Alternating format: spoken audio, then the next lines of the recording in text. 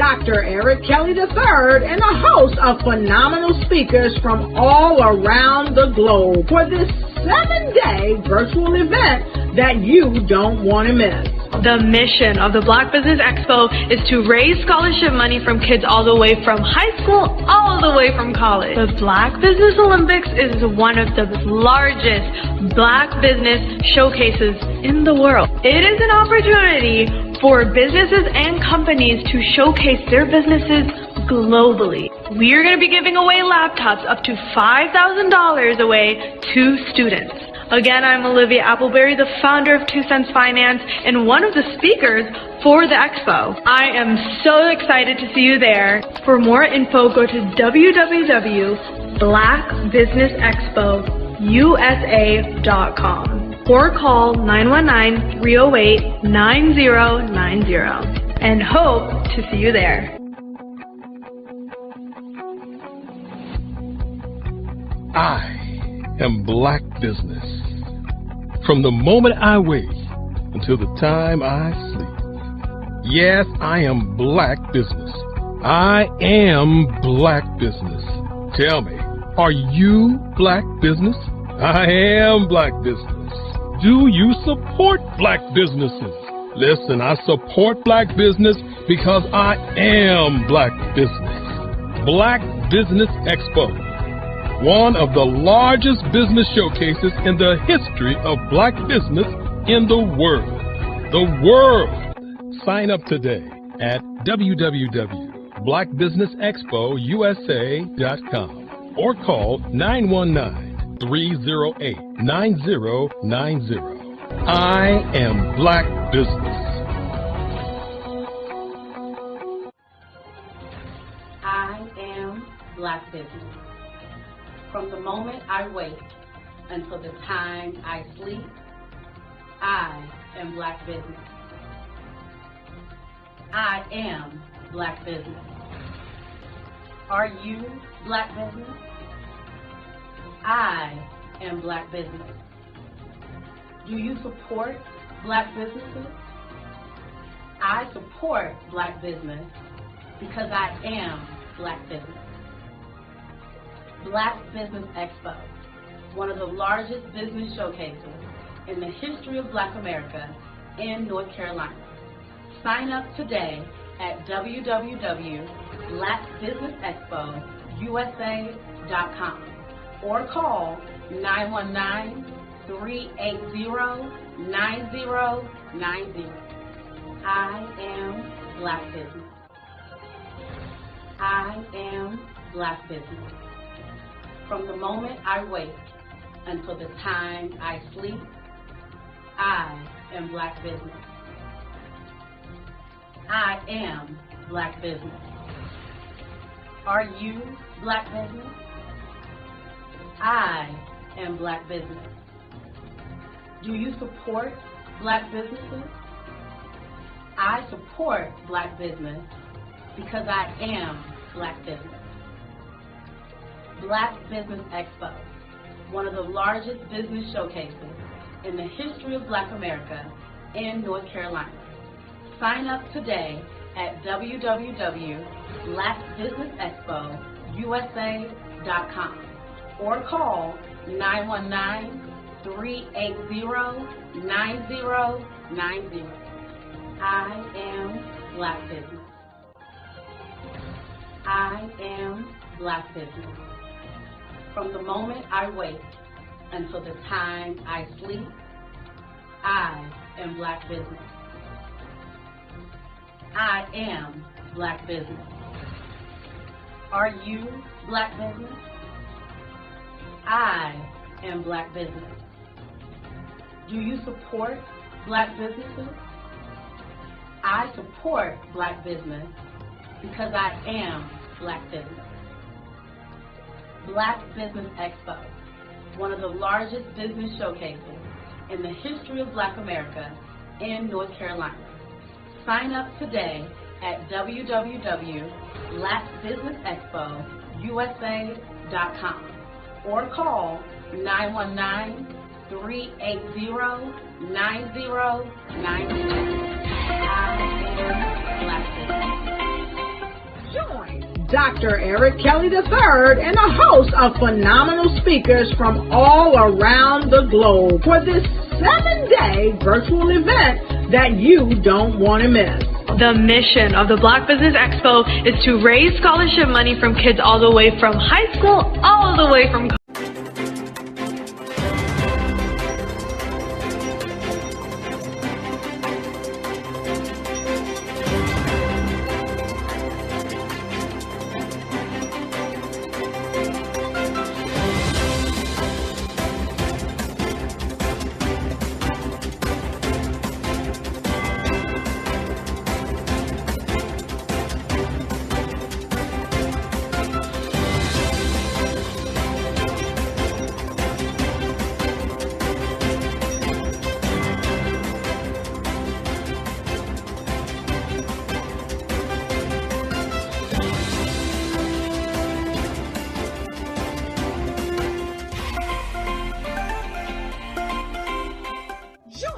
Dr. Eric Kelly III and a host of phenomenal speakers from all around the globe for this 7-day virtual event that you don't want to miss. The mission of the Black Business Expo is to raise scholarship money from kids all the way from high school, all the way from college. The Black Business Olympics is one of the largest Black business showcases in the world. It is an opportunity for businesses and companies to showcase their businesses globally. We are going to be giving away laptops up to $5,000 away to students. Again, I'm Olivia Appleberry, the founder of 2 Cents Finance and one of the speakers for the expo. I am so excited to see you there. For more info, go to www.blackbusinessexpousa.com or call 919-308-9090 and hope to see you there.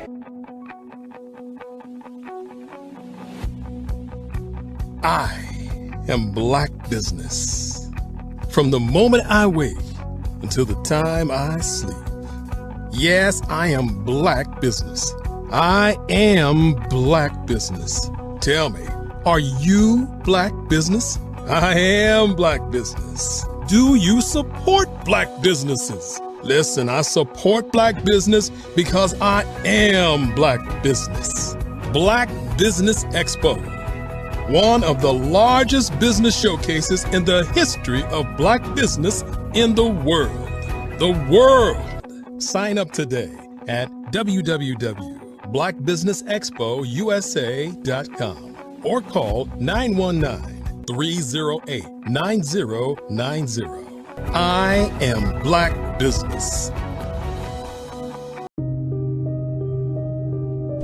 The Black Business Expo is changing my life.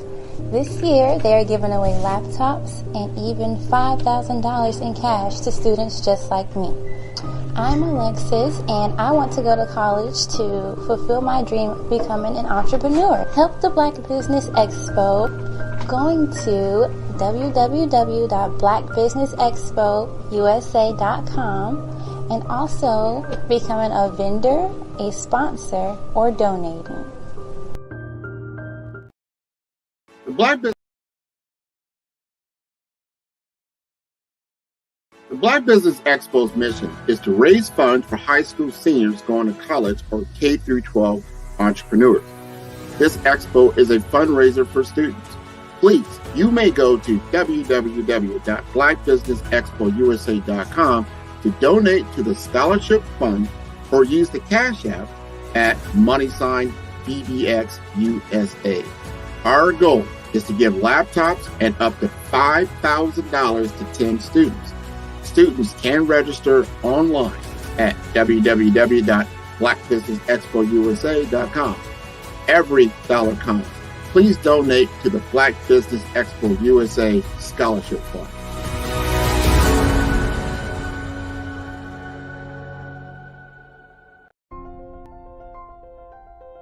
What if you could build your own city? A place where every child can find nurturing people to help them achieve their full potential. A place where every adult can access job training support. Where health education is abundant. Where social justice ruled the land.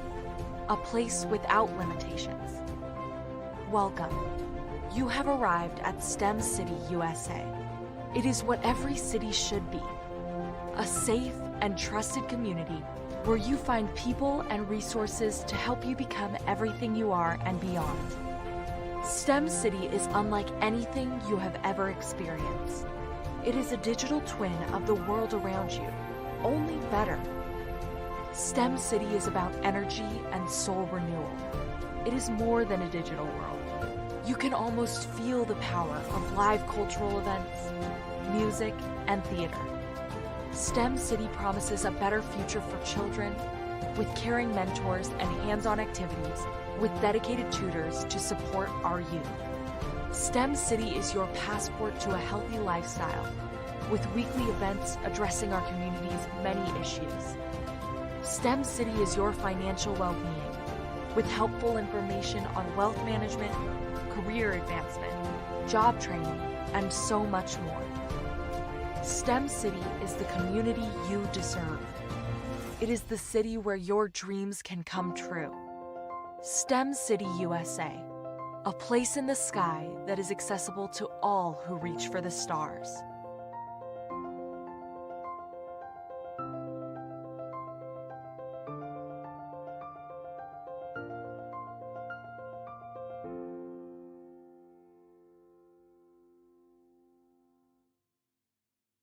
Artist to me is a creative expression of something from nothing. You know, it explodes onto the canvas, or it explodes on in my work. One of the things that I try to do more than anything is I try to just give the lines and the movements and emotions and the expressions into to what I do. Art really means to me a chance to express how I feel deep down inside. Most of my art begins as a thought that I might have, you know, whether it's sports, whether it's history, whether it's a woman or a man. It pretty much starts as an idea of thought before I get into the actual image of what I'm going to draw. I do a lot of historical pieces. I was a history minor in college, and I love to do history pieces. And a lot of times I'm thinking about history, and then I try to make that history impact you as you look at it. That's one of the reasons I do pictures so large. People ask me, why do I do the pictures so big? And I tell them, I want the piece to impact them as they're looking at it. To kind of dominate them, dominate their space. And most of my pieces I try to do off page. I don't try to do anything that's going to be in those four corners or in a square. And I want your imagination to be a part of the piece that you're looking at.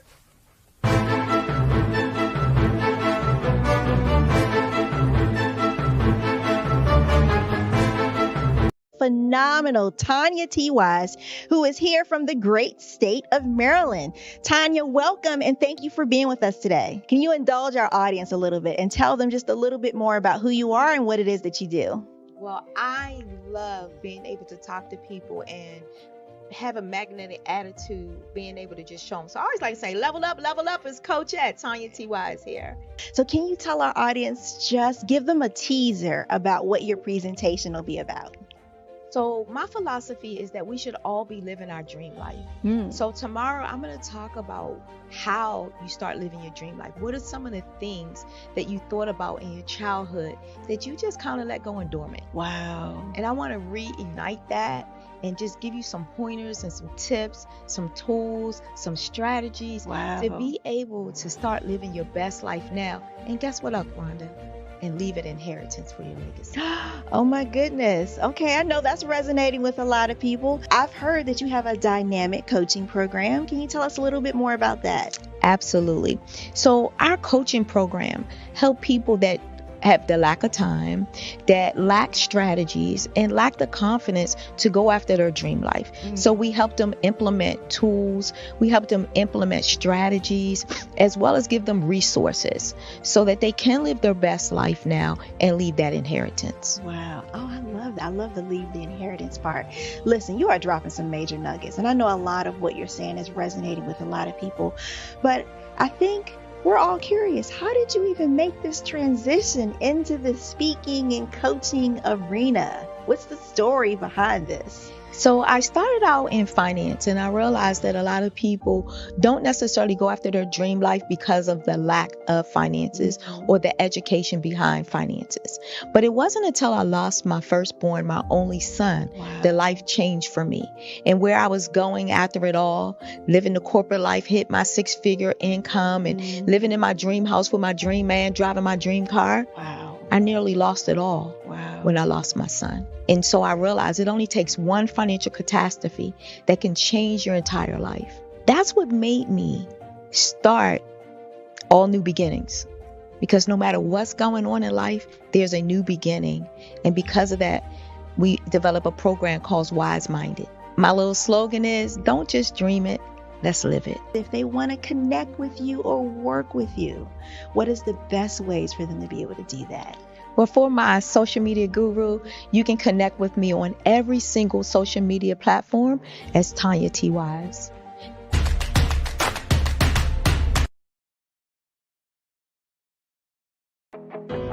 I am Black business. From the moment I wake until the time I sleep, I am Black business. I am Black business. Are you Black? I was born in a little village on the island of Haiti. Many deadly diseases pounded me. It is as if they were on a mission to end my existence on this earth. I refused to give up. In 1983, I left Haiti and came to the United States of America.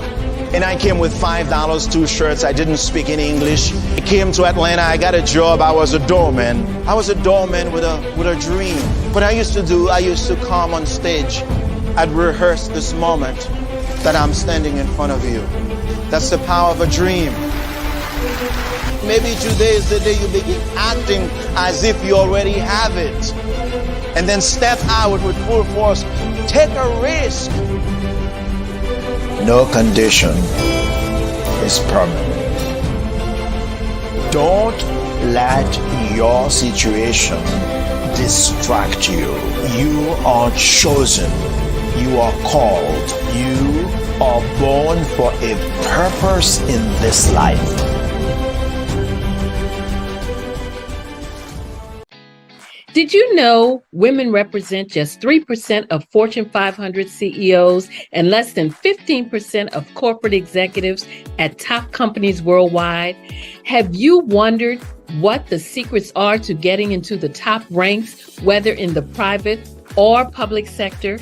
Do you want to figure out how to stop being held back in your career or passed over for promotion? Then you're in the right place. Hi, I'm Dr. Madeline Ann Lewis, President and CEO of the Executive Women's Success Institute. I have decades of experience in the military, the federal government, and corporate America, and my mission is to help women succeed and tap into their full potential. I want to reach 1 million+ women around the world to become the leaders they are meant to be. So if you want to move into a management or executive level position, or maybe you are a female veteran transitioning out of the military into business entrepreneurship, then reach out to the Executive Women's Success Institute at 301-693-3284. Let us get you on the fast track to success.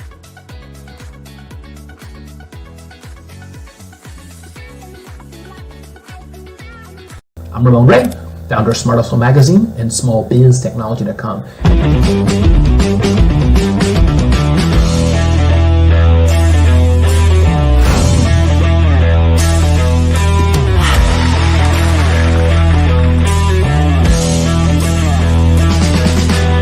You're here today to celebrate small business success. Stand up on your feet. You rocked the house. It was amazing. Didn't we learn? For me, success comes from... Are you aware that showing off your expertise can gain customers and position you as an expert in your industry? consumers need confidence to purchase. So let us showcase your knowledge by interviewing you for a 3 to 5 minute video.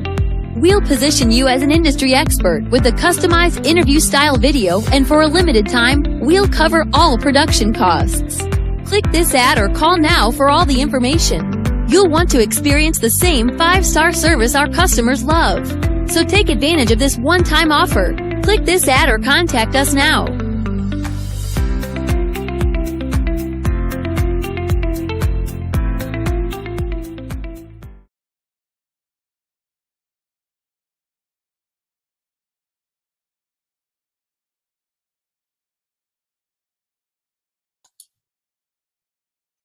Hi, I'm Barbara Smith. Genius is common. My genius is executive coaching and professional corporate training. As the master executive coach and corporate training ambassador for the Genius is Common movement, I help business owners craft their stories in such a way that you know exactly what they do, what they have, and what they bring to the table.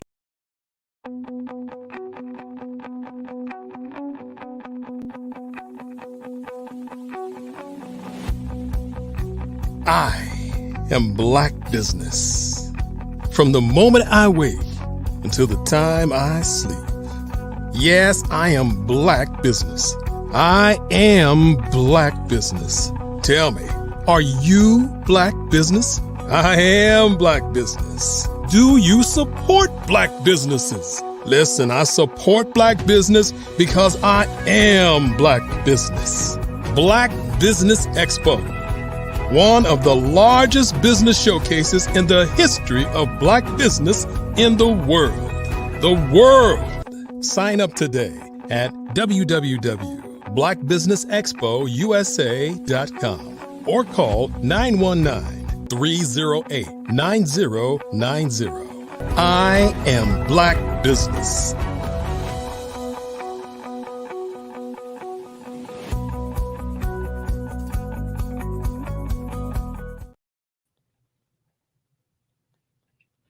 Good morning, business owners, entrepreneurs, thought leaders, and corporations. Welcome to the Black Business Network. My name is Cordelia Gaffar. I'm your business moderator for this morning on the Black Business Network. The Black Business Network is a 24-hour business network showcasing Black businesses, business owners, entrepreneurs, and thought leaders worldwide. We have speakers from North Carolina, London, Singapore, Africa, Japan, and cities all over the United States.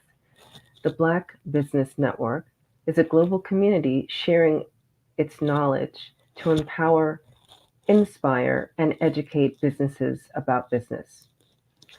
So today, we have the pleasure of meeting and having a fireside chat with Sydney Wormsby.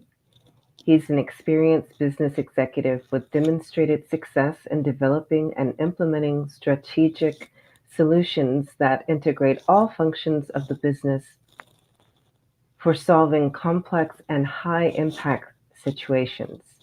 He has proven results in leading teams for business, startups, business turnarounds, and transformations, new product development, and implementation of Six Sigma and total quality management techniques.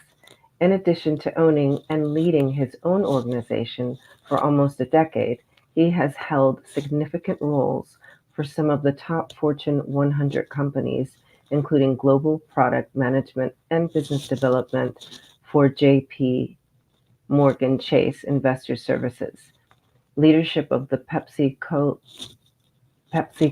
retail restaurant business units, leadership of the retail banking business unit for Citigroup, and plant management for Eastman Kodak's office equipment division.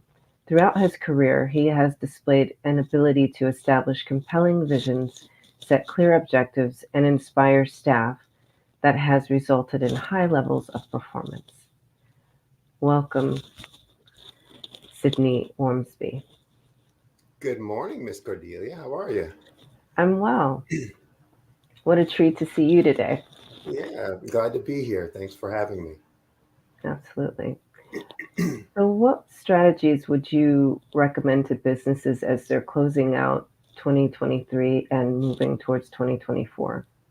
Well, it's interesting you should ask about that because I'm going to be doing some talks around just that later today on this program, as well as in some workshops I'm doing coming up. And one of the things at this time of the year that all businesses and all business owners, all business managers should be doing is really both a combination of assessment and reflection and kind of prediction and looking forward, planning, prediction and planning. So, assessing where they are today. It's the end of the year for most fiscal calendars for businesses. So they should be assessing, what have we done? What have we accomplished? What went well? What didn't go well? Kind of the pluses and minuses, the deltas, and changes that need to take place. And then, based on those changes that need to take place, putting in plans, procedures, systems, et cetera, that are going to kick them off to a great start for the new or upcoming year. So that should be the focus for most businesses right now, is really looking back at what they accomplished or didn't accomplish, and then making some plans, from very specific concrete plans for where they want to go, for this next year. And even if they did well this year, they should be looking at the same thing. What worked? And if it worked, is it something that is there something we could have done to make it, even plus out better, more? Or is there something that we should be looking to do, to keep, this growth, this change, this improvement moving forward, going into next year? So, are there any trends that you are seeing that they could move towards? Well, clearly there are specific things that drive success in all businesses. So, although most of us think that, our business, whatever that is completely unique, different, you wouldn't understand because you've not been in my shoes, It's just not true. Business is business. Now, the specific product or service that you provide is different, but the business of business is the same. And so it's the same things that drive business growth in all areas and all segments. And it's only 5 areas. That's not a secret. It's not like, I invented them or only I discovered them. No matter what business I managed or ran, no matter what business I owned, no matter what business I coach, it's in these same 5 categories over and over and over again that growth is going to come from. So your strategies need to be what works in each one of those. If you're looking to make change, then you need to be making change in these areas. What are the 5 areas? Because people are like, okay, what are they? What are the 5? Come on, give me. That's the teaser. That's that. So the 5 areas really are lead generation. So how do I get more leads? How do I convert more of those leads into actual sales? I always say, how do you get a stranger to hand you money? That's conversion. I'm getting someone who doesn't know me to trust me enough to hand me money for something that I've promised to deliver or to do for them. So the 5 areas, again, getting more leads, converting more of those leads to customers, getting those new customers or existing customers to do more transactions with you. And then around pricing, how do you structure your product, your services, your capabilities so that they're providing more value so that you can now charge a higher price because it provides a higher value. It's not about just jacking up the price. It's about how do I, make those changes, et cetera. And then last is, how do I drive more of those revenues to the bottom line? How do I become more efficient as an operation? How do I reduce losses, yield losses, mistakes, et cetera? How do I reduce expenses so that more of my revenues flow through to the bottom line? One of the things that's most important for people to know and understand as they're going forward, there's only 2 efficient, fully efficient changes that you can make in your business. And by fully efficient, I mean 100% of what you do will then result in bottom line improvement. And that's in cost reduction and price increasing. So if I have the ability to increase my price by $1, that's 100% flow through. 100% of that flows through to my bottom line. If I can reduce my expenses by $1, 100% of that runs through my bottom line. Depending on where you're at and what kind of industry you're in, those things may be easier or harder to do. But, you're going to look for change in those 5 areas based on your specific business opportunity and situation. What am I doing well in right now? Let's do more of that. What am I not doing well in right now? And how do I make changes in that? I like how scientific you are with that. And it's like, I can clearly see how someone who has a service-based business versus someone who has a product-based business, or even versus like a restaurant or something, could really benefit from the things that you just offered in those 5 different areas, because at the end of the day, that's really what we're aiming to get to, is to fatter bottom line, right? Absolutely. It's just like with your paycheck. It's not how much you make, it's how much you take home, right? Yeah. So with business, it's the same. It's not how much revenue, you make. It's how much profit you're taking home. And I actually show people when I start working with them how I can get them to have a $1 million profit business so the same profit that $1 million revenue business would have, but with maybe half the revenue. Look, if I can be more efficient, more effective, if even the changes I'm making that are going to drive in more top line revenue are more efficient, decisions and changes, then more flows to my bottom line. So maybe I only need a $500,000 or $600,000 business to have the profit level of a $1 million business. And so if I'm at $200,000 for my business, if I'm at pre-revenue and I haven't started yet, wow, gosh, it's a lot easier to get to $500,000 or $600,000 than it is to get to $1 million. But if my profit level is the same as $1 million business, I'm ahead of the game still. So. Yeah. Wow. And so you would work with a pre-revenue company as well? Yeah, so I do work with startups pre-revenue, and obviously the way that you work with them and the pricing that you can work with them on may be different. Again, that varies, situation to situation. But a lot of pre-revenue businesses don't have a lot of seed capital. They're not some new fandangle technology that got a venture capitalist behind them and gave them $1 million to go do their thing. A lot of pre-revenue companies are folks who have a side hustle, who are trying to figure out, how do I get this to be my business? How do I get to lead my job? Some of those just have an idea that, hey, I'd like to be able to do this thing. I think it's a good idea, but I don't know. I'm going out on a whim and a prayer. And so they don't necessarily have, tons of cash and monies to be able to do that, but they still need the help. And so, yes, I've structured coaching engagements that allow them to be able to work with me and have someone with my background, experience, and skills, but still be able to afford it and make some progress until they can do, the more intensive levels of coaching, et cetera. And that's something that all business owners need to understand is you don't have to start at 140 miles an hour. And in fact, if you try to start at 140 miles an hour, you usually blow a gasket, you do something bad to your car, your engine, et cetera, et cetera. And so there's this ramp up. One of the things I used to do when I worked for the Fortune 50s and had business units under me, and people were coming to me with capital expenditure requests. Sydney, we'd like to be able to put in a project for X hundreds of thousands or several of millions of dollars.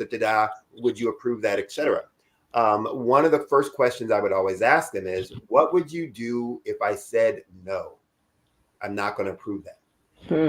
And one, it was to test, how much do you really believe in this idea? And so they would start talking about, well, I guess I would do this and et cetera. How would you do that? Well, I guess I would do that. If I give you no money, how would you do that then? And they would, come up with, if they really had thought it through or believed in it, et cetera. And if they hadn't, I'd say, well, then go back and, answer that question. But if they had, they would come back with these, situations or specifics around what they would do, how they would structure it. That would be changes that would be no cost. And I say, then go do that. And when you go do that, we'll have some learnings, we'll have some input, we'll know and understand some things, but you will also be able to prove, your theory right, et cetera. And so I love that. Yeah, and there's a lot you can do with no money. Yeah. When I managed a business, I won't say with company, but I, basically was told you got to manage this, manage this business on whatever your business generates. And it was a startup, even for this Fortune 50 company. Wow. And so at that point I said, okay, well, this is what I want to accomplish. This is what I want to get to. I need to get some marketing, for, what's going on here. I don't have any marketing dollars.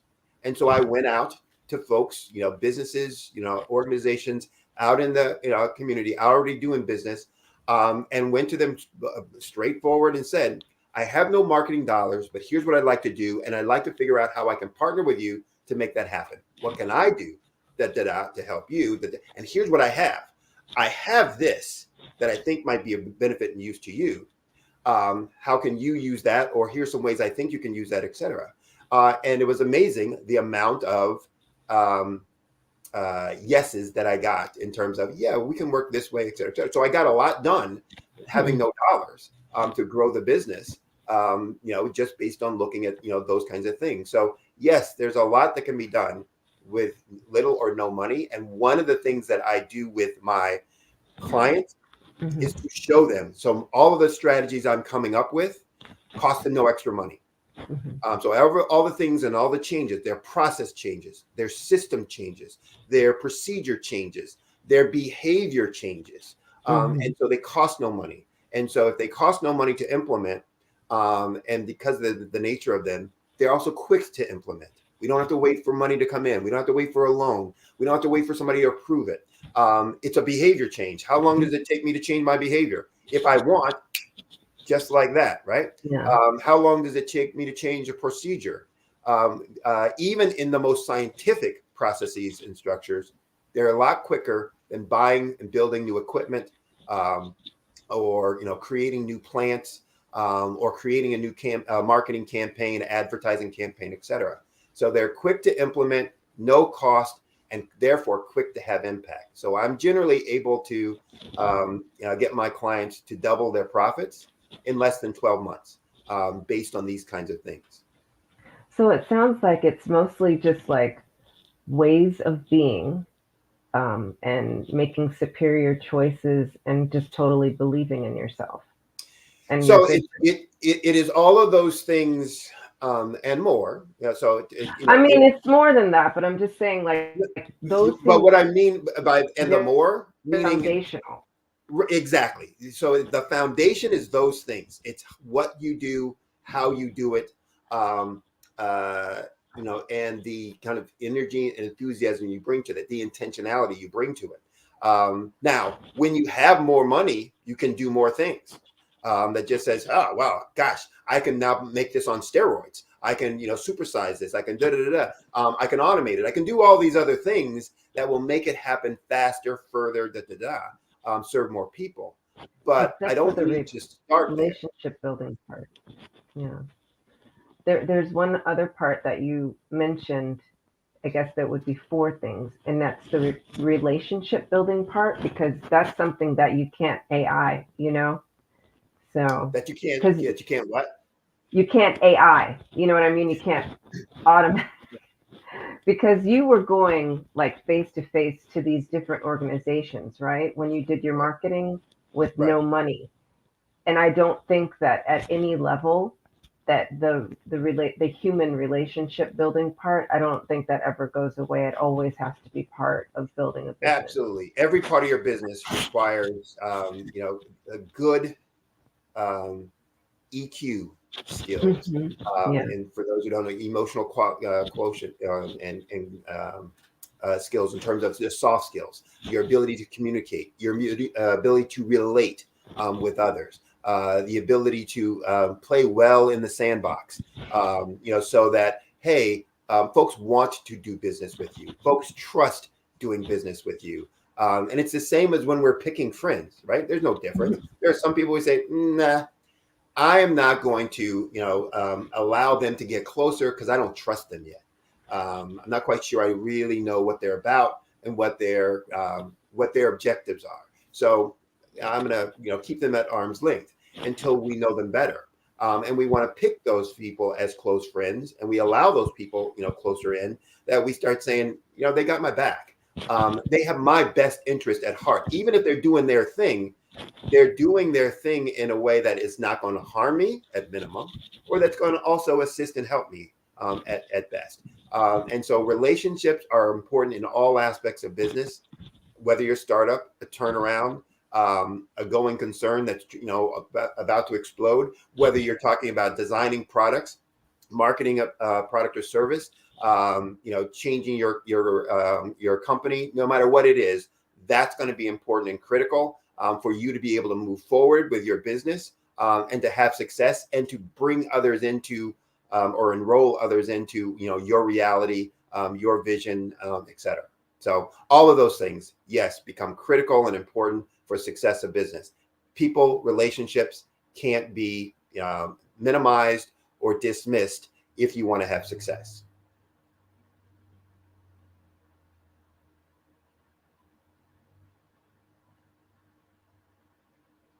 Did I lose you? Oh, yep, just for a split second, but I'm back.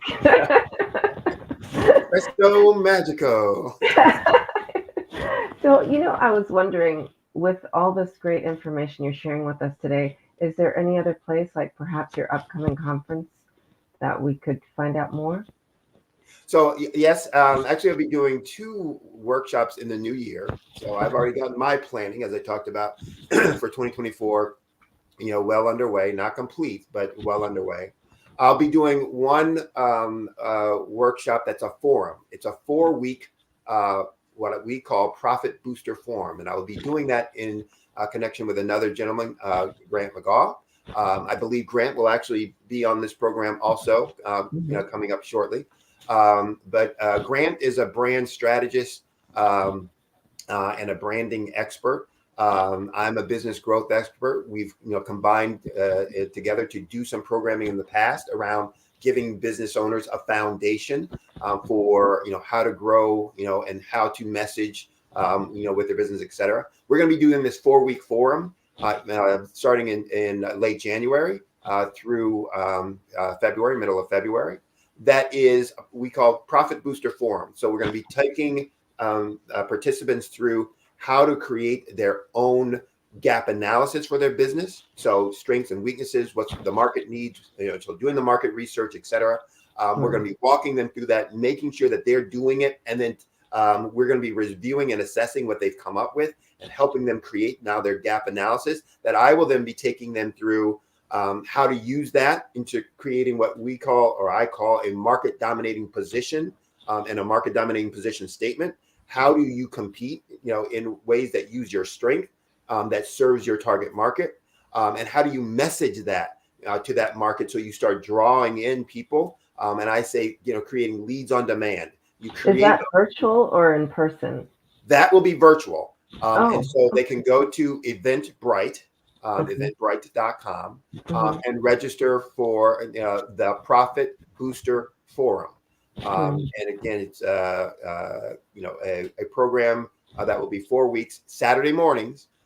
We are doing it Saturday morning, so people can't use I've got meetings, I'm busy, et cetera, et cetera. But it's going to be Saturday mornings for 2 hours that we will go through. And the objective at the end, they will have these 2 documents, a gap analysis and a market dominating position statement that they will then use to create all of their marketing, messaging, communication with their target market, and to drive more leads into their business. And they'll get a chance at the very end to review what they've developed with all of the other participants, so that they can really test it out before they start using it, and feel confident, in that, from that point on. The second one I'll be doing at the end of February is one on employee engagement, and it's about employee disasters, things that for those who have staff and employees, that things have gone horribly wrong, what are the secrets? The things that people don't necessarily tell you. The secrets to recruiting and retaining high performing employees. And so I'll be going through. That's going to be an all-day workshop one day. That's going to be in person. I'll be doing that out in California, out in LA. But they can contact me for the specifics on that. But we'll be going through all the details about what's necessary and needed to make employees feel engaged. And just like with sales growth, there's only a few things, and there's actually a few more, but there's 13 specific questions that if you can ask these to your employees and they will be able to answer yes to them, you will have highly engaged, high performing employees because you created the structure in your organization to make that happen. So those are a couple ways. The other way they can do, kind of take advantage of some of the stuff that I'm talking about. I do simulators or simulations with prospective new clients that says, hey, you want to see what your business could be? What the vision of what your sales and profits could be for your business. I have a simulation similar to what you do with flights. You get in there and you start off. I do that with a business. It says, okay, here's where you are right now. Where is it you want to get to?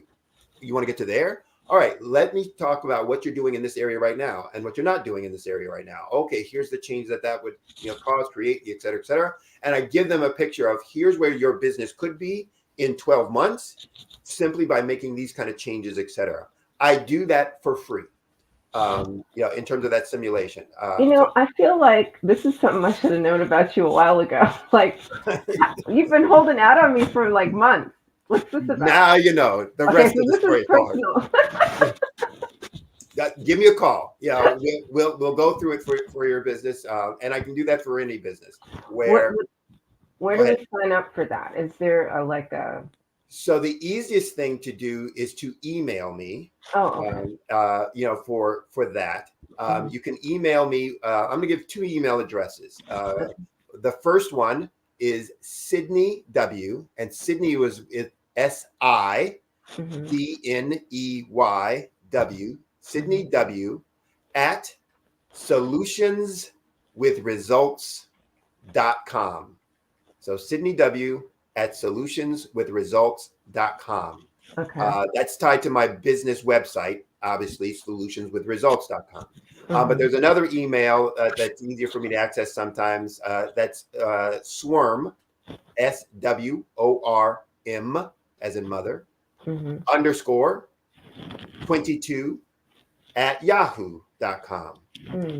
So if anyone emails me at either one of those and say, I'd like a simulation, I'd like to know where my business could be, I will schedule with them, to do a simulation. It will take anywhere from maybe 15 to 30 minutes, based on just the simulation. Now, when we're going to go into depth and detail about, okay, here are the specifics of how we're going to do that, that's when we start our engagement. But for just getting the view of what your business could be, 30 minutes, you'll have a clear idea of the opportunities that you have and a quantification of that.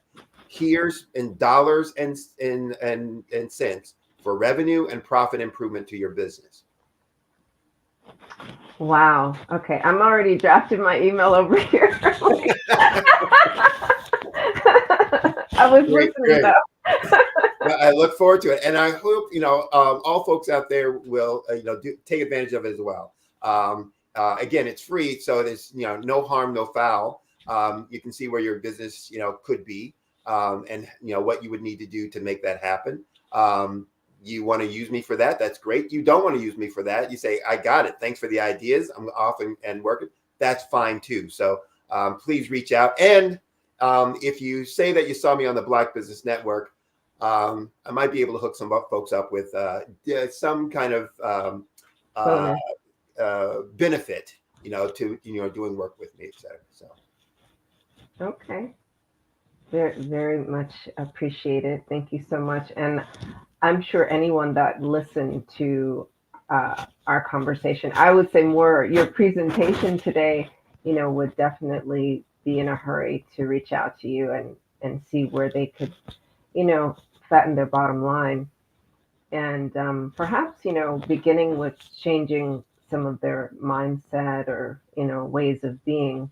It's so, it's so foundational, just the way you are, the way you show up, and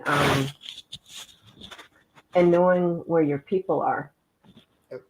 And now is the time of year that a business and a business owner should be doing that, because you want to go into 2024 not thinking about what you should do, but already implementing and moving forward on what it is that you want and need to do to move your business forward. So that is my suggestion to folks. That's my offer, to folks. And again, happy to help people, move forward in any way, shape, or form that they feel they need the help with. So please reach out to me.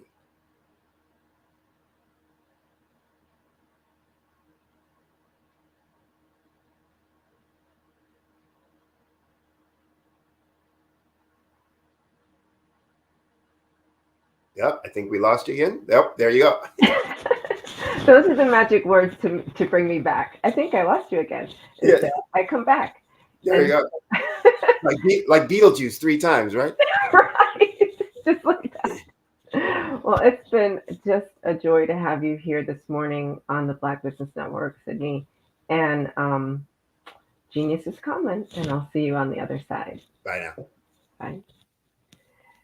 So the Black Business Expo's mission is to raise funds for high school seniors going to college or K-12 entrepreneurs. This expo is a fundraiser for students, and you may go to www.blackbusinessexpousa.com to donate to the scholarship fund, or use the Cash App that's on the screen below. It's BBX USA.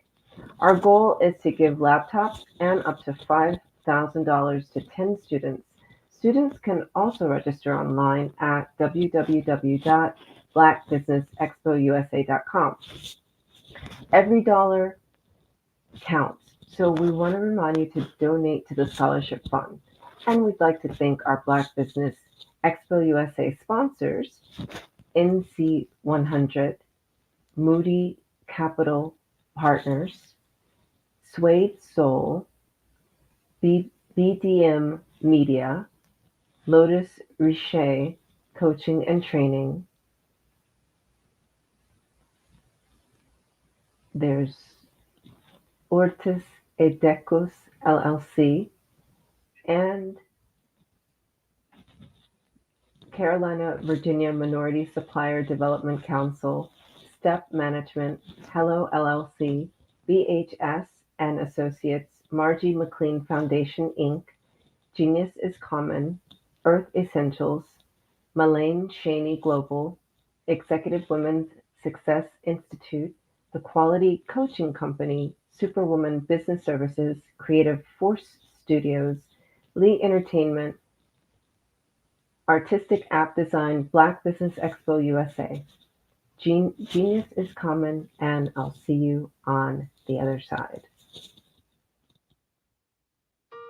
Hello, this is Israel, and I am CEO of Daydreams Interactive and author of Princess Planet. So, genius is common, and as a kid, I loved to daydream. Even as an adult, I loved to daydream. And when my daughter became 6 and loved princess characters, but we just could not find the diversity that showed her, we created our own characters. So, for instance, you have Princess Nulu right here. Princess Nulu is from Uganda, and her genius is that she loves to take care of animals. She can actually even listen and hear what they say.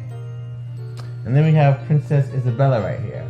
Princess Isabella, she's from Cuba, and her genius is biochemistry.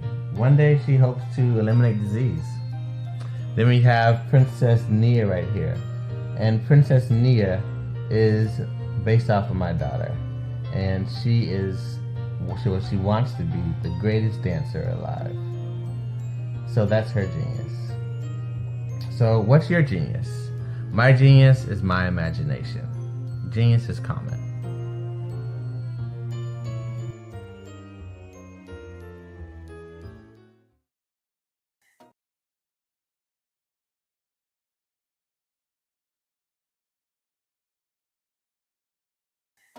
Hey guys, my name is Caden. I'm the CEO of Caden Teaches, and my genius is teaching kids about financial literacy. Throughout my financial products, such as my financial flashcards, my activity book, and my newest project, my financial bus, which I bought. And on the bus, it has a mock bank where kids will learn how to deposit and withdraw money, a mock grocery store where kids will be able to learn how to have a family budget, and a mock stock exchange where kids will even be able to learn how to invest in stocks. Now, I decided to start teaching kids about financial literacy because I find that most kids graduate high school without even knowing the basics about financial literacy. And I feel if I were to teach kids about financial literacy, that I would be able to help kids tap into their genius. And I actually learned about financial literacy to my dad because I would go to business meetings with him and I would always see that they were talking about financial literacy. And at that point, I didn't understand what financial literacy was. So I took it upon myself to learn about financial literacy and teach it to kids in a way that they could understand. But I want you guys to help me help kids tap into their genius by going to my website, cadenteaches.com, and you can sew into me in my financial bus by going to my GoFundMe link. And remember, if Caden can, you can too, because genius is common.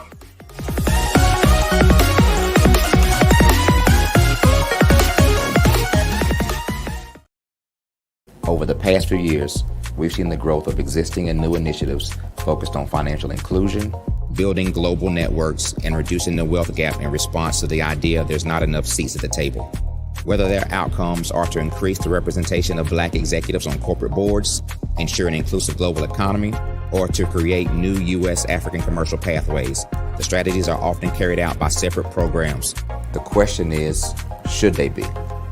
With the continent of Africa being home to more than half of the world's fastest growing economies, the youngest workforce, over 400 companies generating more than $1 billion annually, 700 generating more than $500 million annually that are poised for growth, and being the destination of nearly $5 billion in venture capital in 2021. Diversifying U.S. and Africa commercial engagement by building bridges between African businesses and their U.S. diaspora should begin being seen as mutually beneficial. From helping to reduce Africa's enormous capital gap to catalyzing two-way trade opportunities, the COVID-19 global pandemic hopefully has taught us that global challenges and opportunities are more interconnected than we thought. During the pandemic, African companies like Unicorn Flutterwave, insurance provider Reliance Health, ride-hailing app Yasir, and 54Gene, the continent's first bank of DNA on people of African descent, proved that when African companies have access to networks, capital, and information, they grow big, grow fast, and create solutions that are valuable to the world. This is why Be Direct was created. We are the first U.S.-based but African-centric board preparedness and board search company designed to connect U.S. Black talent and corporations to African businesses.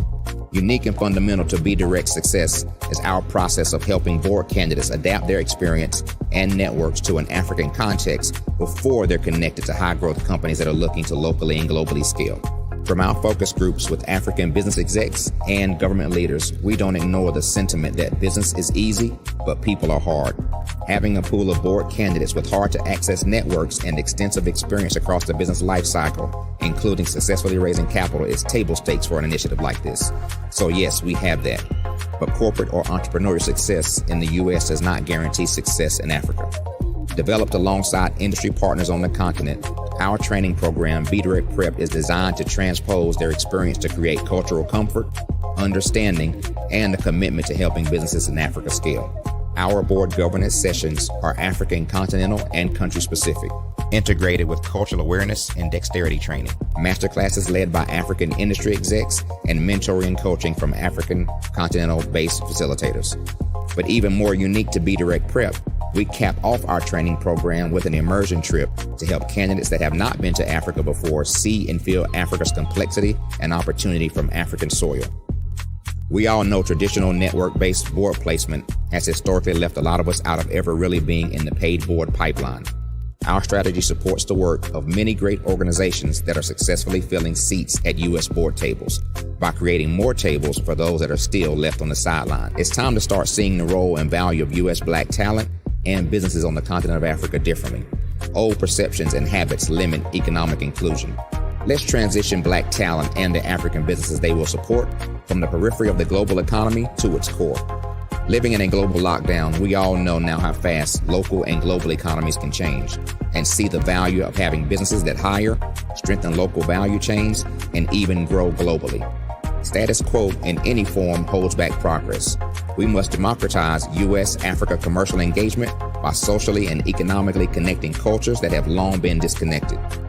It's time for Africa's U.S. diaspora to redefine their global value by helping African businesses scale continentally and globally.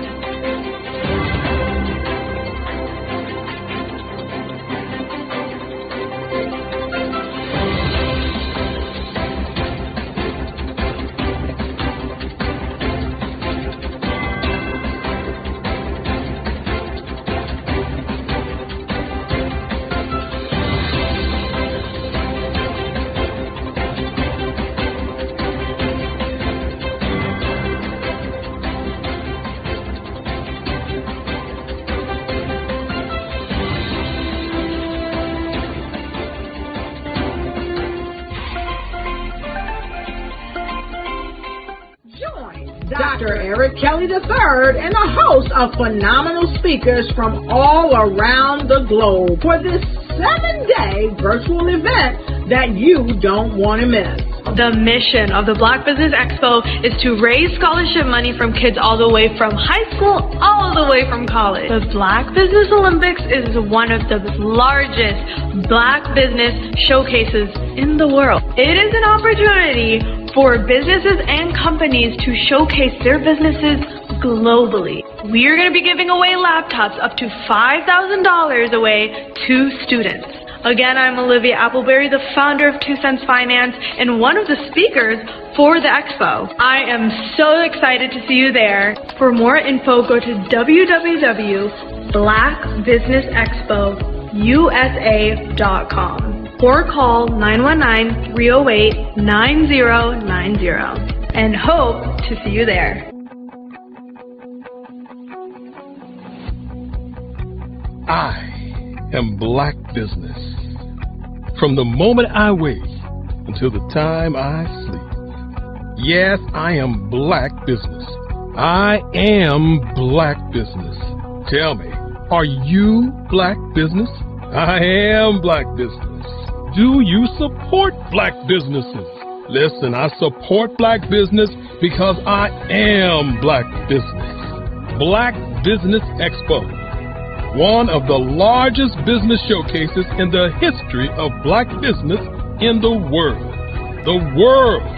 Sign up today at www.blackbusinessexpousa.com or call 919-308-9090. I am Black Business.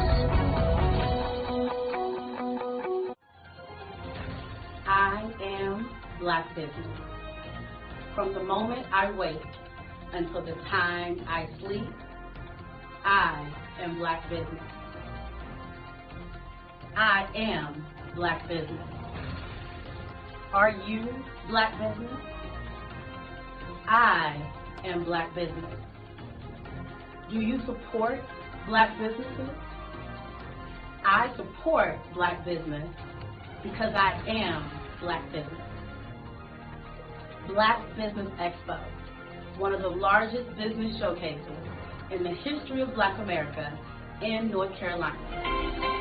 Join Dr. Eric Kelly III and a host of phenomenal speakers from all around the globe for this 7-day virtual event that you don't want to miss.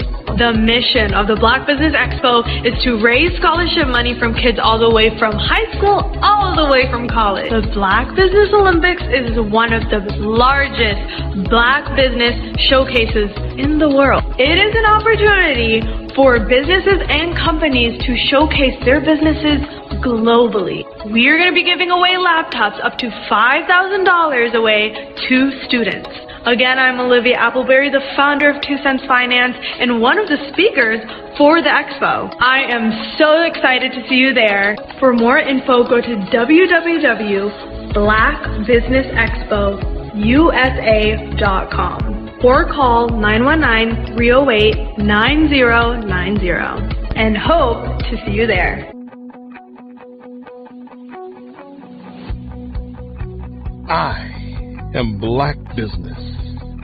From the moment I wake until the time I sleep. Yes, I am Black business. I am Black business. Tell me, are you Black business? I am Black business. Do you support Black businesses? Listen, I support Black business because I am Black business. Black Business Expo, one of the largest business showcases in the history of Black business in the world.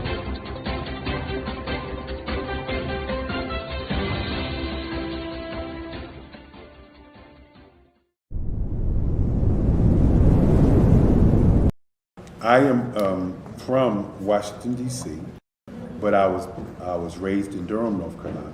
I came to Durham when I was about 5 or 6. And then I travel back and forth to D.C. because it's where my people are from. One of the unique things about my family is my mother, she's also an artist. She does quilting.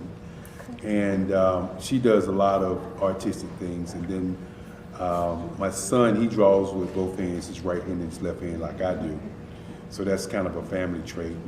And then my other son, he's a videographer, and my daughter, she works, she's a regional vice president for Sunglass Lab.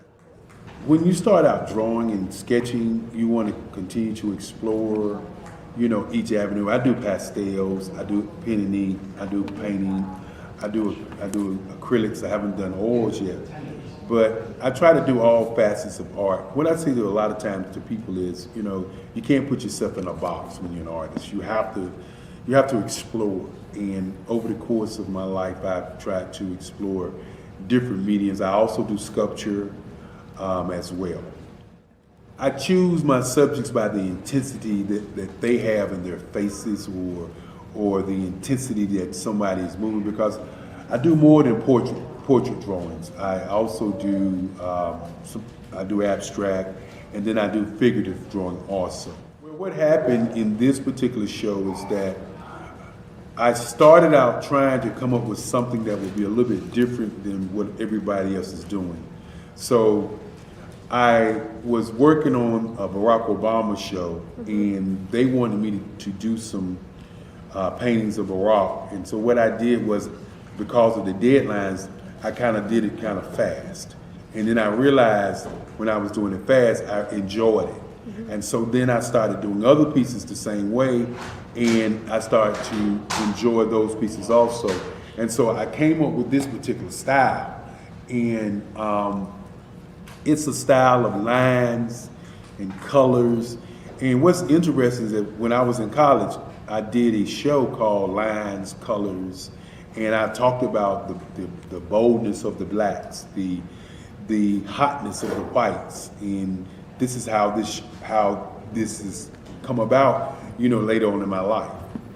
And the colors comes from a lot of the entertainers that I work with, where they wear different colors. They don't wear, your plain reds or your whites. They wear different colors, and so that's also another piece of what's giving me the colors.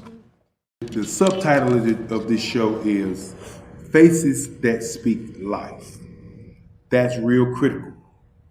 Faces that speak life. Each one of these pieces is a life source and a life energy that's being put on display for people that are looking at them.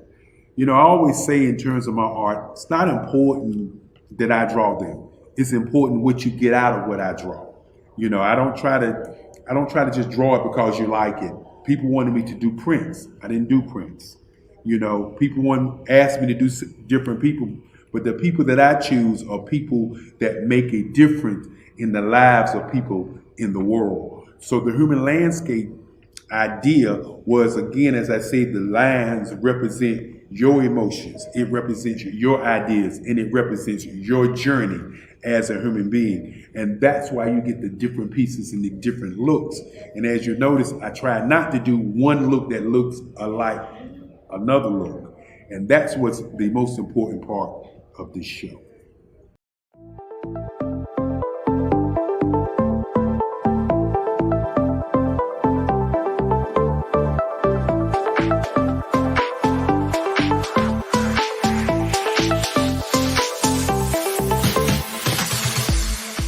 You need to be messaging and communicating to a lot more folks and getting them committed to you as a brand and feeling that you are trustworthy, as a subject matter expert, and for their needs and their pain points. That says, look, here are my pain points. Here's the problem that I have that I don't want, or the benefit that I want that I don't have. And Grant and Sydney understand that and are giving me information to be able to assist, in my eliminating those pain points.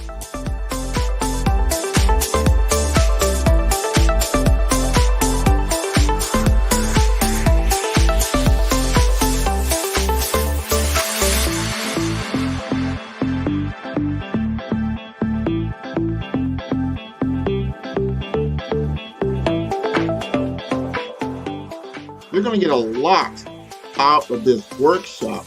We're going to show you ways that you can begin to look at this particular problem, that you can apply different formulas, techniques, and skills. They're going to get you to that next level. And then you'll understand the value that we're bringing.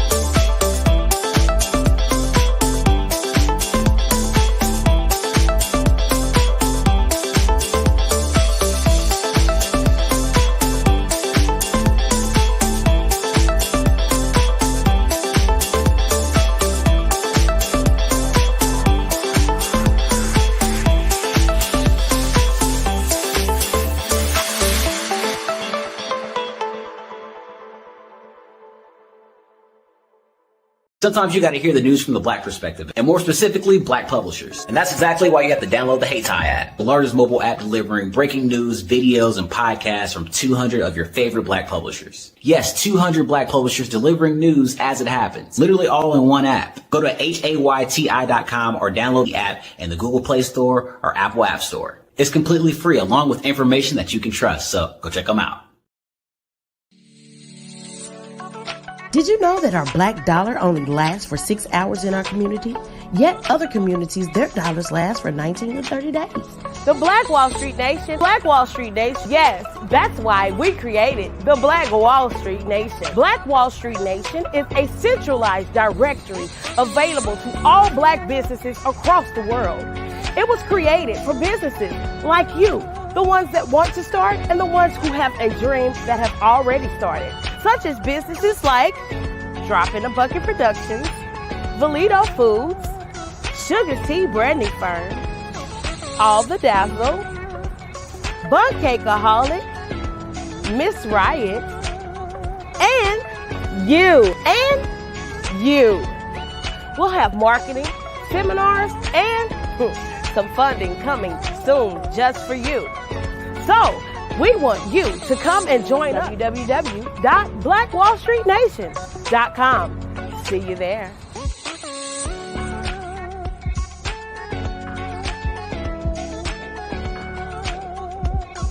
Hello, I am Dr. Eric Kelly III, the visionary strategist and founder of the Black Business Olympics.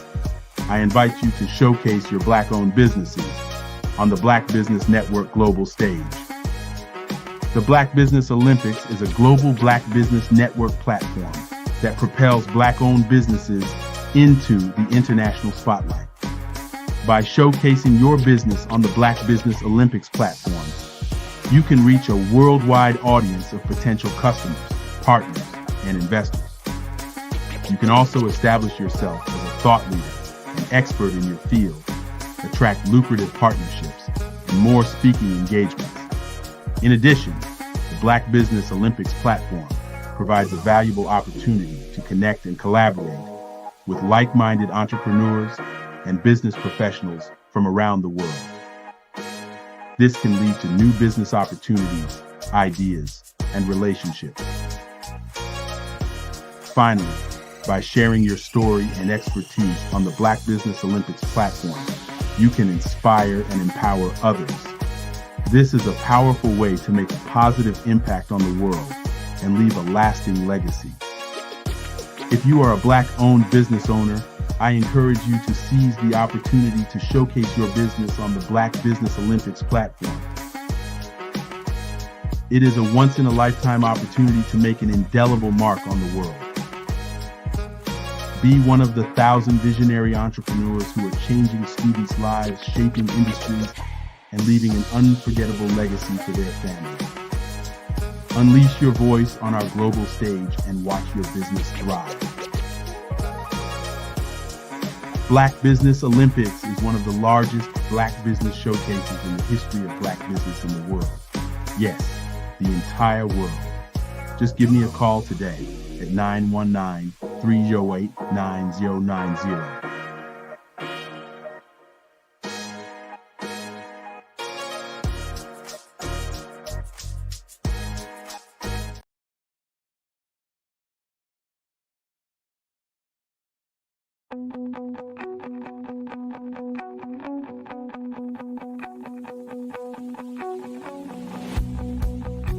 I am Black business.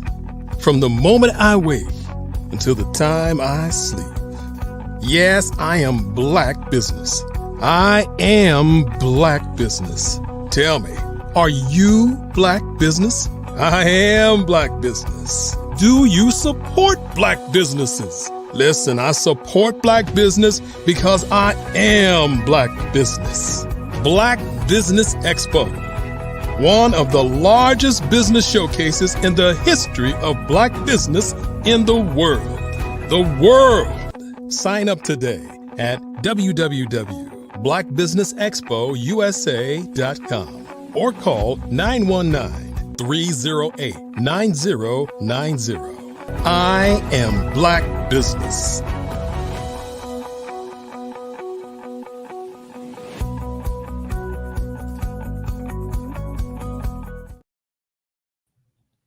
Good morning, business owners, entrepreneurs, thought leaders, and corporations. Welcome to the Black Business Network. My name is Cordelia Gafar. I am your business moderator for this morning on the Black Business Network. The Black Business Network is a 24-hour business network showcasing Black businesses, business owners, entrepreneurs, and thought leaders worldwide. We have speakers from North Carolina, London, Singapore, Africa, Japan, and cities all over the United States. The Black Business Network is a global community sharing its business knowledge to empower, inspire, and educate businesses about business. Today, our speaker will be speaking on use mentorship as your success strategy. And our next speaker is John Riley. He is the VP of Business Services at AVA Intelligence. He has over 23 years of experience in the software application space, working for companies like Oracle and SAP. He has primarily worked in the consulting services sector, assisting organizations with their software implementations, business process changes, digital transformation initiatives, and the like. I present to you John Riley.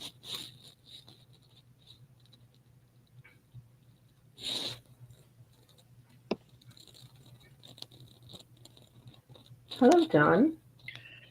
Cordelia, how are you doing today? I'm doing great. How are you? And bonus person is Grant McHugh. Well, I didn't know who was here. Good morning. Good morning. Well, I will leave you to it. Genius is common, and I'll see you on the other side. Thank you. Mr. John Riley, how are you doing this morning? You know what, Grant? I could not be better. How you doing, sir? I'm living the good life. I get the opportunity to talk to you. We're going to have a fireside chat about the expertise and stellar platforms that you have been working with over the last few years that I have been very, very impressed. We met a few years ago and you were in the blockchain space. You were really a evangelist and working through that. And I learned so much from you. I see you now doing a lot in the cybersecurity space. They go hand in hand. But before we go into that, tell us a little bit about the John Riley III story. Yeah, Grant. Always interesting, right? Because life kind of leads you on these different paths you don't plan for. So, I mean, I know they kind of covered my bio, Cordelia kind of covered my bio, but I got into technology by chance, right? I mean, I was in the Marines for a while and I thought I was going to be a cop when I got out, but didn't go that route. And I was working for a bank for a little bit and didn't like that space. But then I worked for a software company and started in 2001, which happened to be Oracle. And that's how I got into software space. So I was there for about 15, 16 years, got into consulting services, education services. And then as innovative tech started taking off, I decided I wanted to make that leap, right? And jump off the cliff into entrepreneurship and got into blockchain. And that's kind of where me and you cross paths then of being passionate about innovation, right? Is always the biggest thing. And blockchain was that for me. When I got into it, I was seeing the value it could provide to companies, what it could do. And even though it was early on for a lot of people, still want to be that evangelist of, hey, this is something you need to be a part of. This is why you need to be a part of it. Here's how it's going to help you. And that kind of started going in as, you know, innovative tech grows and AI started becoming really big and got into AI as well. And as I got more into that, seeing the value, and I think a lot of people are starting to see the value in AI now with ChatGPT out, kind of opening everybody's eyes up. Wow, this is what the power of AI could do personally for us. And that brings in the other parts of, you know, cybersecurity comes into play because innovative technology needs to be secure because you have a lot of data. So really, as I got into this space and then meeting different people like yourselves and getting introduced to others and learning more, they were saying, okay, this is the area in the field to be in because it's never changing. You know, that old cliche of, you know, technology moves every 2 years is how it jumps. But now it's every, let's say, 4 months, where every day you're waking up like something new happened where, wow, people figured that out already. They figured that out already. And wow, that technology can do that. And that's what I love about it because it's never ending. You're always learning. You're consistently talking to others. You're getting knowledge. And even it goes into my why of I want to be of service. How do I help people? How do I help people understand this in an easy way? And that's kind of, you know, where I'm at today with it.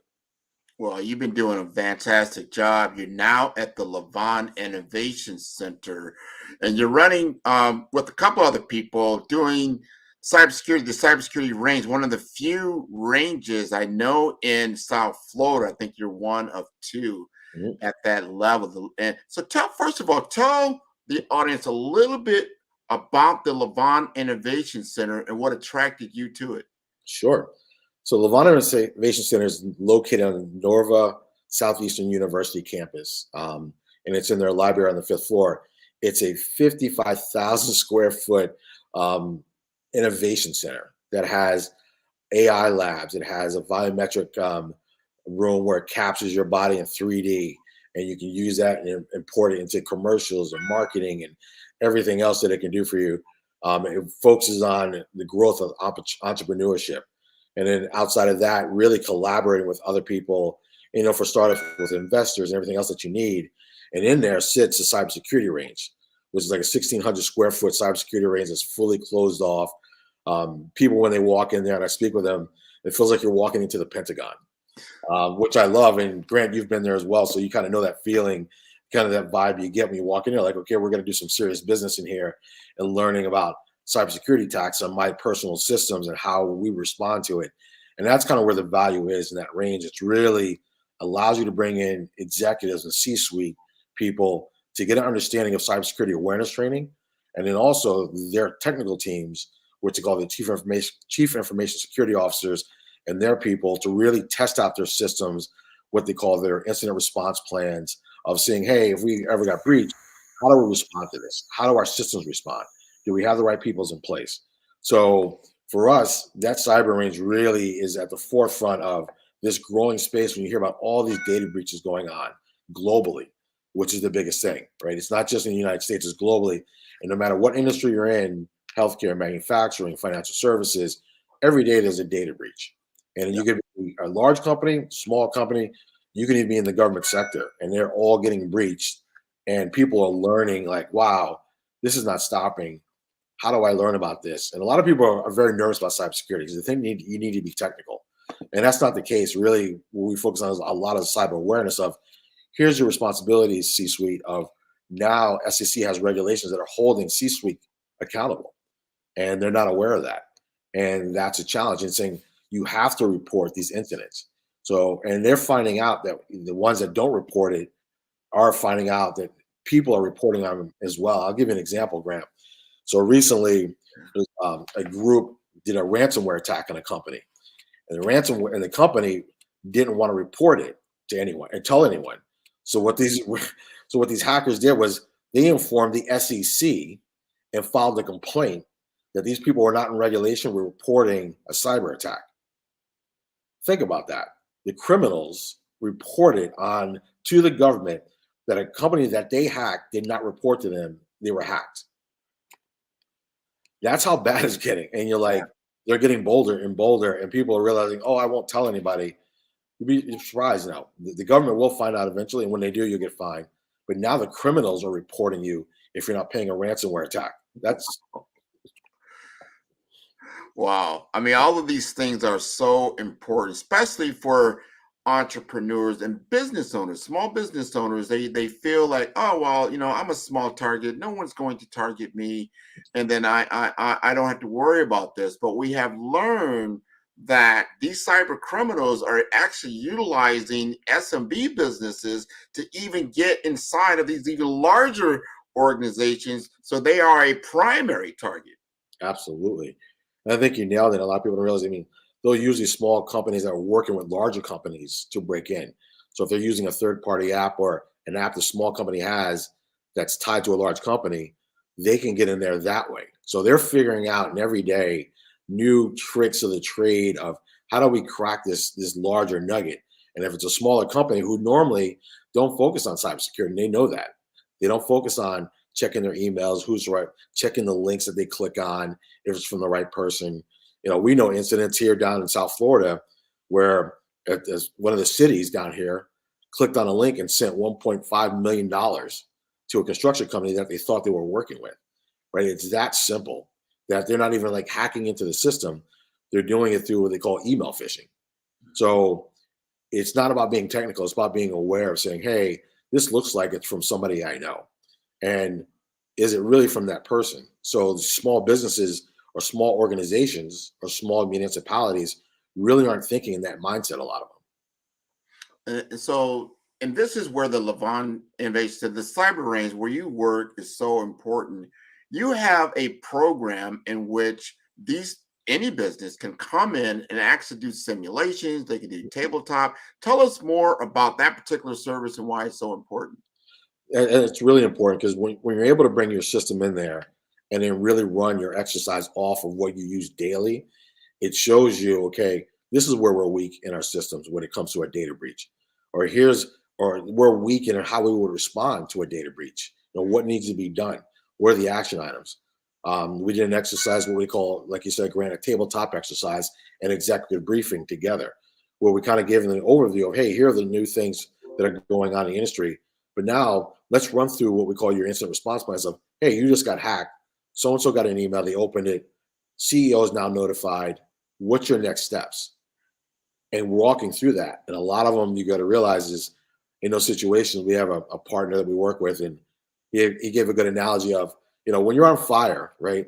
People, they teach you what? Stop, drop, and roll. Yeah. Well, but what happens when you see people on fire, what do? They just run, right? Because they're in that situation of they're not thinking and practicing that methodology. Well, it's the same thing with cybersecurity. When you get hacked, you don't think with your head clear. You're thinking, oh my God, we just got hacked. What did they get? How much money did they get? What do we got to do? How much money we got to pay them? It's not this thought process of methodically going through it in that emergency time of, All right, we got breached. Great. How much data did they get? Where do we block them at? Who do I call next? Do I need to send letters and do I need to reach out to the FBI? Do I need to do a press release? Do I need to call my legal team? Like, what are the steps that are along with that?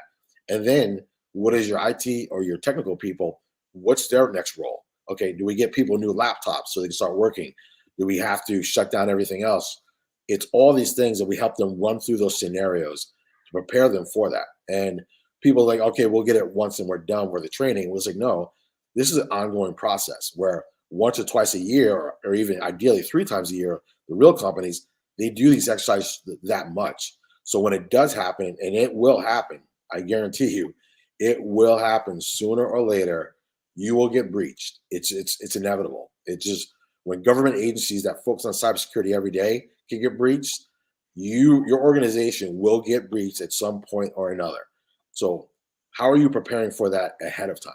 And a lot of people go, and we kind of make them aware of, hey, oh, well, cybersecurity, it's, that's not a line item on our P&L for supporting that. And you're like, well, IBM states in the data breach report for 2023, an average data breach for organizations costs them $4.5 million, right? $4.5 million for an average data breach. Would you rather pay $4.5 million, or would you rather budget $200,000 or $300,000 a year to make sure you have cyber training for your team, awareness training for your executives, and continually do that throughout the year, and knowing over the next 5 years that budget will grow? You'll have no choice, because once you do have that data breach, and these organizations that never thought they'd get breached do have it, the report stands that their budget for cybersecurity doubles by 50% the next year. Yeah, they start to really realize the impact and the value. We have to understand, as we go further and further in a technological platform, technological society, digital currencies, things of that nature, we're going deeper and deeper into this world. We have to look at our data as if it's money in the bank. So when you put your money in the bank, you feel it's fairly secure. You look at financial systems, right? Yeah. But there's a lot of awareness that goes around. Like you wouldn't give out your PIN number. You wouldn't do certain things to give people opportunities. You're not going to hopefully not have your tax information out all over the place and things of that nature. But it's around awareness. It's around training. We haven't invested the way we need to in our data, in our digital systems, the way we need to. We're looking at almost like, oh, it's social media, where you get out there, you're just playing around. No, this is not play anymore. This is business. You're utilizing your tablets, your phones, all these different devices, and you're running business applications, and you're running very valuable business applications that if it's in the wrong hands, can be used in different ways. So we don't want to give out the keys to the house and let anybody just kind of run through it, right? Yeah, absolutely. No, and that's, that comes down to that cybersecurity awareness training, right? Of those things, of being aware, even when you're away from your office, of your phone, the emails you're getting, because they can send you a personal email and get into your work email, right? It's thinking that way. Just because you're not in your work email account doesn't mean they can't get to your work email account through your personal account. So it's understanding, and like you said, you brought up a great point, is it's a business. The data is now a business from, a commercial standpoint, also from a cybersecurity standpoint. It's a business. These ransomware attacks are becoming more and more, it's probably the top cybersecurity attacks out there is ransomware. Because people know these organizations will pay money. Boeing was hacked 3 weeks ago. And when they found their data was put out on the black web, they paid that ransomware immediately, right? And that's how they know. They're like, okay, if you don't believe us, we'll put your data on the black web. And they found out and they saw it out there, they pay right away. Mm-hmm. And you think about small businesses, right? Small businesses really can't handle a ransomware attack, right? A $1.5 million ransomware attack for a small business, that puts them out of business. So they don't have that luxury of a Boeing or a larger organization that can put this money up front and be able to keep moving business along. A small business, it could wipe them out totally. Absolutely. And talk to us a little bit about, you understand blockchain, you understand the dark web and how it all relates, to cybersecurity, how it all relates to even artificial intelligence. But help us understand how this, technology works that a criminal, let's just say a cyber criminal, and to your point, ransomware, cyber criminals, it's a $6 trillion business. So you're up against a $6 trillion business. They're obviously doing something right, but they're utilizing the same technology that we're utilizing. Yeah. So talk to us about how they're able to, just be anonymous through these other systems on the dark web and blockchain and things of that nature. And it's funny because once they get into the system, and blockchain is a great thing because it's that immutable audit trail of transactions, right? And blockchain provides that. But once you can get in there as a cyber, security person, you find a way to be able to track and see this audit trail, right? So you're doing these things. This technology is supposed to be protecting you, but they're leveraging it also in a way against you. So it's the good and the bad. It comes with all new innovation, right? And that's the way that they're looking at it as. And you've got these experts, and they're waiting. Some of these guys, some of these companies are patient. Some of these where, say it's Russia or China, I'll tell you, there's a news organization in Canada where they were in their systems for 2 years. 2 years waiting, just collecting data, passport information, social security numbers, birth certificates of the family's kids. Like, it was that. And then after they found the breach, right, it took them another year later, the company, to find out that they were in there for 2 years. So now they're 4 years later, but they're realizing they were in our systems for 2 years. So they're coming very, very slick in how they do it. And some of them, if it's these state actors where they're working for another government, they'll be really patient and you won't even know about it. And that's the scary thing of knowing, if you're a business right now, think of the feeling of knowing somebody's in your system right now and you do not know it. Yeah. And you're just grabbing everything and then realizing 2 years later that they've been in there for almost 3 years. I can't even imagine. That's like somebody being in your house. Yeah, you're not in your house for a couple of years. You leave it like, you know what? This stuff. What happened to my wallet? Where's my jewels? What?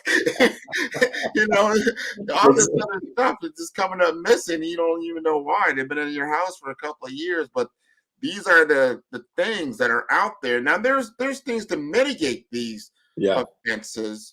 But we have to start with awareness and understanding that you are susceptible to attack like anybody else. You don't have to be, someone special, someone well known, someone's famous, who's rich, who's running a big major company. You yourself can be targeted. Yeah. Right. Absolutely. But however, just like anything else, like any thief that's out there in the street, if they come to and they realize, wow, this is going to be a tough nut to crack. Yeah. Why am I going to waste time doing, working with you when someone else is probably more vulnerable than working with somebody that has this kind of shield? Yeah. And that's the biggest thing. It's protecting yourself as much as possible, right? And there's so many technologies out there now on the cybersecurity side. AI is also helping on the threat actors, but it's also helping on the good side because AI is also helping stop a lot of these attacks, right? A lot of these systems that are out there where AI is in play is being able to identify breaches that are coming in, even breaches that they've never seen before. It's picking up these anomalies of these breaches that are coming in. And this is kind of where, technology moves fast of people thinking of how do we use this? How do we use AI to stop a cyber attack? And it's coming into play for a lot of companies that are out there, which is great. So not everybody can afford some of that technology, like small businesses, but I'm sure eventually as time goes on, there'll be smaller things that a small business can be afford and leverage AI in their system to stop some of these cyber attacks. It doesn't mean it will. It can maybe identify it fast enough. You still need to have that cyber awareness training, the expertise in people that are working with you, knowing how to stop or even mitigate the attack earlier on and stop a data breach from going full company wide where they just get a section of the data. And that's the biggest thing. Like I said, you're thinking Boeing, right? You think they, as an organization, would have all the parameters in place to block or stop or slow down a cyber attack, right? Yeah. They're a multi-billion-dollar company, and they still got breached. So this is kind of showing people of, hey, all right, AI is good, AI for bad, but even the AI for good can't get everything. And these people out there, you put a chat GPT, they're learning better skills and ideas by asking AI, hey, what's the easiest way to do a ransomware attack on such and such? Yeah. How can I easily get somebody to open an email? Like, wow. And that's how it is. People that weren't even cybersecurity hackers are now becoming hackers. They're like, wow, it's that easy. Okay, perfect. Yeah. No, there's a lot out there. I want to switch gears just a little bit. Sure. Because you're an entrepreneur, and we are on an entrepreneur network.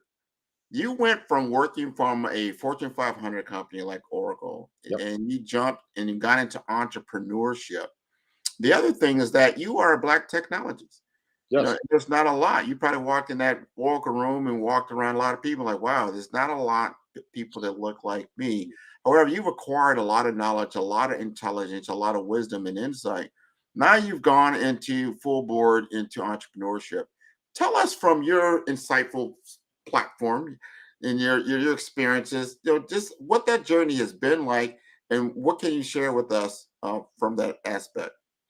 Sure. I mean, you bring up a good topic, right? Because, working for a company like Oracle, and then going to entrepreneurship and working in this world, we know there's not a lot of minorities are not in the tech space, right?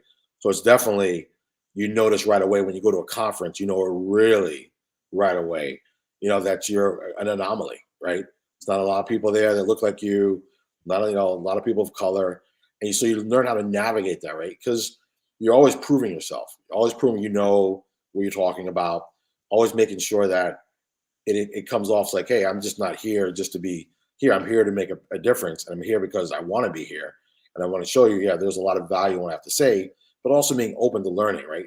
And learning what's good for you and what's bad for you, what direction you should go in and what you shouldn't go in, right? But trying to sing, hey, if you can be a role model or a figure for those kids that are growing up, and we've talked to schools like you have as well, Grant, of these young kids out there in the community of Black kids saying Black professionals in the tech space is huge, right? And that's a good role model of saying, hey, how'd you get in that space, or why you want to be in that space, or how it is. I did an event for associates called Path for College, for all minority kids and stuff like that, and which was great. And it had a lot of young data scientists in there. The other great thing of color, but 70% of the people in there were girls. And I thought that was awesome just to see young girls getting into this tech field, especially being data scientists. It's no small feat to be a data scientist, but being early on in their lives in high school thinking, I want to be a data scientist. Perfect. And now technology is opening these doors, allowing more people of look like us to come in there.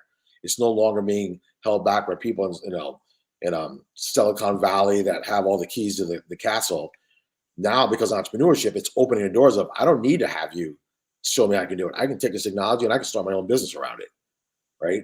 It's no longer saying I can now dictate my path because of technology. And being a person of color, it's no longer going to be a barrier. Like, if I'm good, then I'm good. And that's what people are going to want. They want the good people, not just, oh, you fit the profile. It's like, you do good work. Can you deliver on it? Can you execute? Can you give me the value I'm looking for out of your technology or your company? Then come on board. And I'm seeing that more and more, which is great. Working with you and other people and other Black professionals in the tech space, it's like, wow, this is what we've been waiting for, right? So I can tell you, right, in 2001, when I started with Oracle, it wasn't like that at all. I'm not gonna lie. So now seeing it 20 some odd years later, seeing how it's evolved and the entrepreneur stuff being pushed even more, it's great to be a part of that, kind of like that wave growing and getting bigger. I want to ask you this, because here we're in 2023. And I remember, like, you talking about 2001 and things like that. I started with Avaya back in 1998, doing a lot of telephony at the time. And at the time, it was like, wow, you have to have your Microsoft certification. That was like big. Everybody, then all of a sudden became your Cisco certification. If you had your Cisco certification, you were like the person, right? What is it now in 2023? If you're like, hey, you need to go get this cert, this is where you need to be in order to be recognized in this tech world. I think there's a few of them. It depends on what field you're in, like data scientists. The data scientist certifications are huge. Some companies I even know, they call boot camp places that give you the certification, and they give you such a hands-on certification that it's better. I know people that have gone to college, has gotten degrees, and then went with the boot camp school. I learned more in these certification boot camps than a 4-year degree. Now, I'm not saying people shouldn't go to college, but it's showing you that if you get the right certifications, those open the doors right away. I mean, there's kids that have come out of high school and got hired by Google. That's right. Think about that. Come out of high school, got hired by Google because they started so early in their life and their career and getting certifications and being in that field that they skipped, past hundreds of millions of people going, okay, I'm getting hired now. So the kids are seeing this and learning, even entrepreneur-wise, of, hey, let me get this certification. Let me show that I have this skill set. And whether it's AI, whether it's blockchain, everything else, getting those certifications and then staying up on what's coming up, because I have to do the same thing myself. I'm always going out there. I'm working on a large language model certification for AI right now, right? So for me, it's going, here's the new things. I need to be up to date on this. I need up to date on this. It's like, it's no longer, I have this certification or I have this degree. I can just sit back on it. I mean, technology is moving that fast. That's great. That certification you got 2 years ago, null and void. It's out the door because it's already changed that fast. So it's saying, stay on top of the key certifications as you do what field you want to be in, going, hey, this is the one that's going to benefit me the most when I do my job interviews, or I do want to start my organization, showing that I've taken the time to learn this technology, where it fits in the world, where it fits in a business, and how I can provide value with it. Man, that's wonderful. And you have some certification programs there at the Levon Innovation Center. Is that correct? Yeah, I mean, for the technical side, you have the Cyber 101 certifications. I mean, really kind of, and also in the technical side for the CISOs, is really of keep the certifications up to date, making sure your skill sets are learning on data breaches, how to detect them.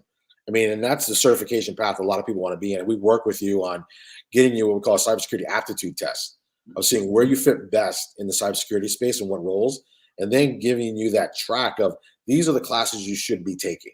Here's the track you should that best fits your personality in the cybersecurity space. And that's a huge thing, because a lot of people might be taking certifications going, oh, yeah, it's the one I want. And then halfway the time, like, I shouldn't have chose this. I should have been that one. I should have took that field. That one fits me, my personality better. So us giving you that aptitude test first of saying, hey, you fit this area better, and you'd be more, have more success than if you chose that path that you were just kind of taking a guess at because you thought it was the right certification. Man, that's so important. I want everybody to understand that. And it kind of, I saw this go to a couple of tracks before. It's like, yeah, you need to have, your degrees and your advanced degrees and things like that. And then all of a sudden, no, you need to have your cert, you need to have your certification, you have to, be able to apply the knowledge. And now it's like you need both of these things coming together as they move forward. And to your point, the technology is changing at such a rapid pace. Yeah. And what businesses need.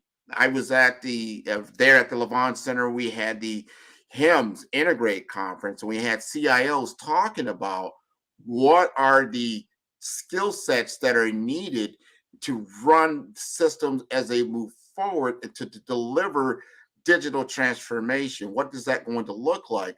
And it becomes less and less what we call maintenance type things, like, yeah, being able to manage servers, being able to manage storage arrays, being, and it takes a lot to do that. Or to say, hey, to do coding, hey, I need software coders. That's changed. Now you need AI engineering people. I need data analytics people. I need data scientist people. I need people that can get into the data with you from an Oracle perspective. You've been working what we call business intelligence for a while. Then that has morphed now into artificial intelligence. This is morphing into what we call cognitive intelligence, or AGI, that's coming on board. Tell us just a little bit snippet of what you know about AGI. I mean, I think and that's something I'm even getting up to speed on myself as well, because when we wrap up in this world is you hear it. And I think I was learning from you, the AGI. It's really this kind of like combination of everything coming together, right? Of all these technologies converging and knowing, okay, it's not just one. It's like these all will have a play in each other. They're all going to lean on each other.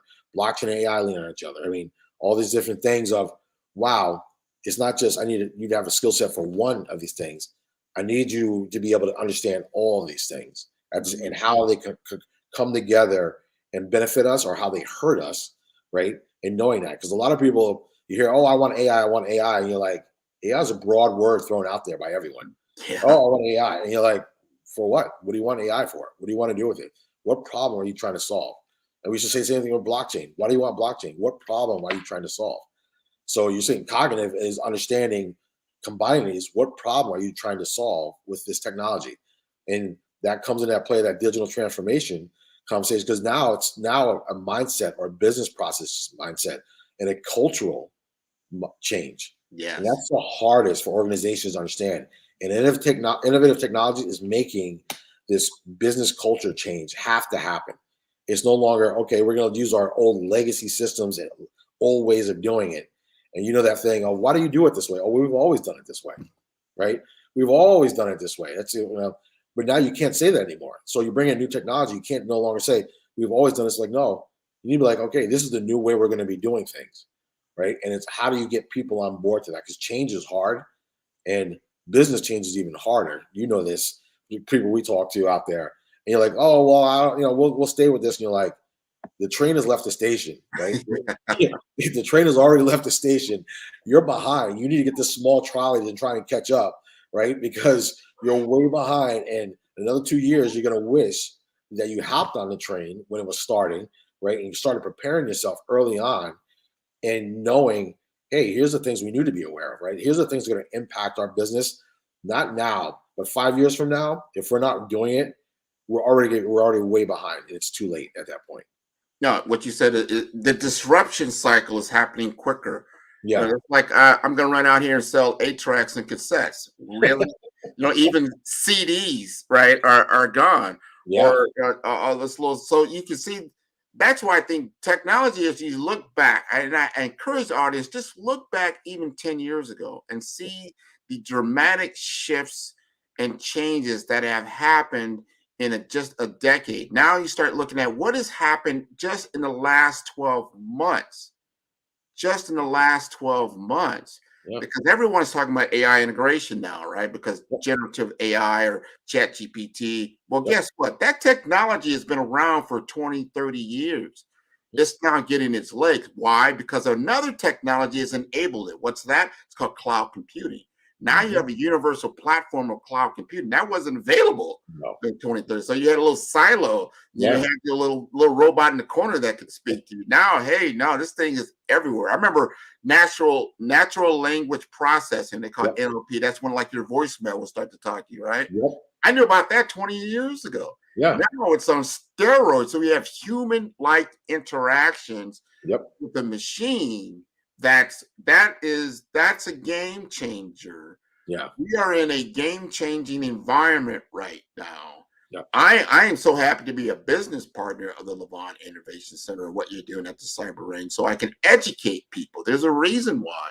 You have to get education. You have to understand these things because the business model that you have right now is ultimately changing the way of doing business, the way to actually exchange commerce in the physical world is now changing to the digital world and vice versa. So they're going back and forth. So you utilize both. So we're having conferences. I have another conference coming up in January. We're going to be talking to business people about their brand. You brought up something very, very important from a cyber standpoint is that if you get breached, your brand, think about it. Now you know about Boeing. Hey, you know about MGM. Hey, you know about all these other companies that did it affect their brand? Think about Target just a few years ago. Yeah. Yes, it did.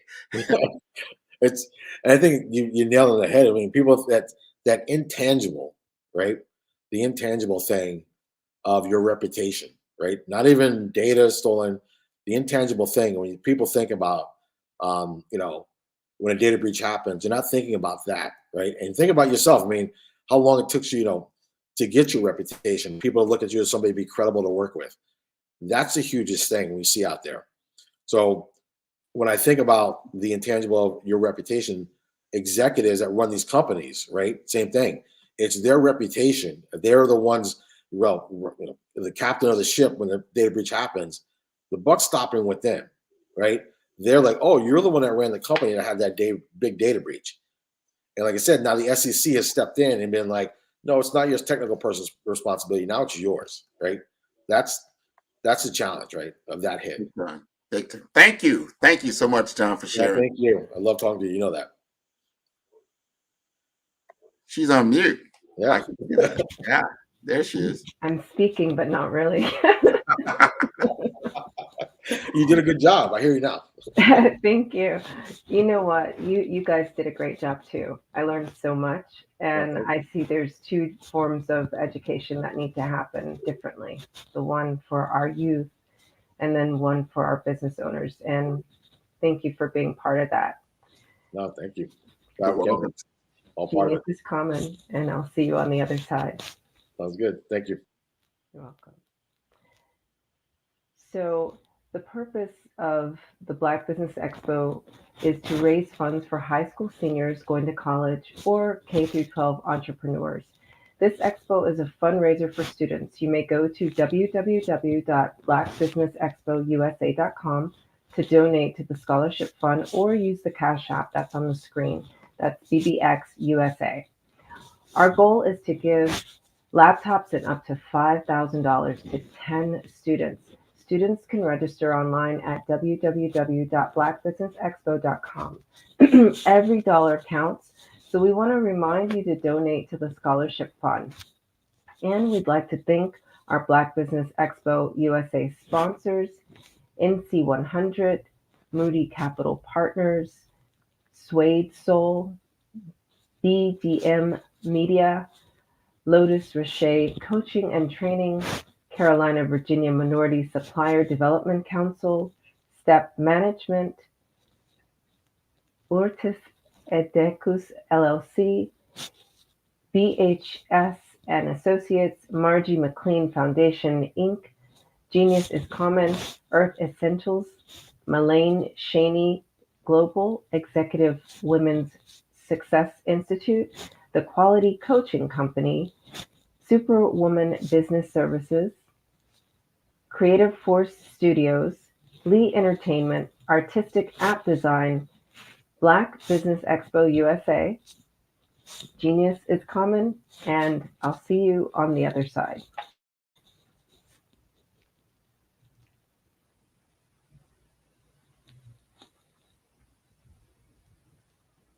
Phenomenal Tanya T. Wise, who is here from the great state of Maryland. Tanya, welcome and thank you for being with us today. Can you indulge our audience a little bit and tell them just a little bit more about who you are and what it is that you do? Well, I love being able to talk to people and have a magnetic attitude, being able to just show them. So I always like to say, level up is Coach at Tanya T. Wise here.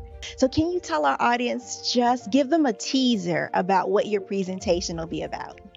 So my philosophy is that we should all be living our dream life.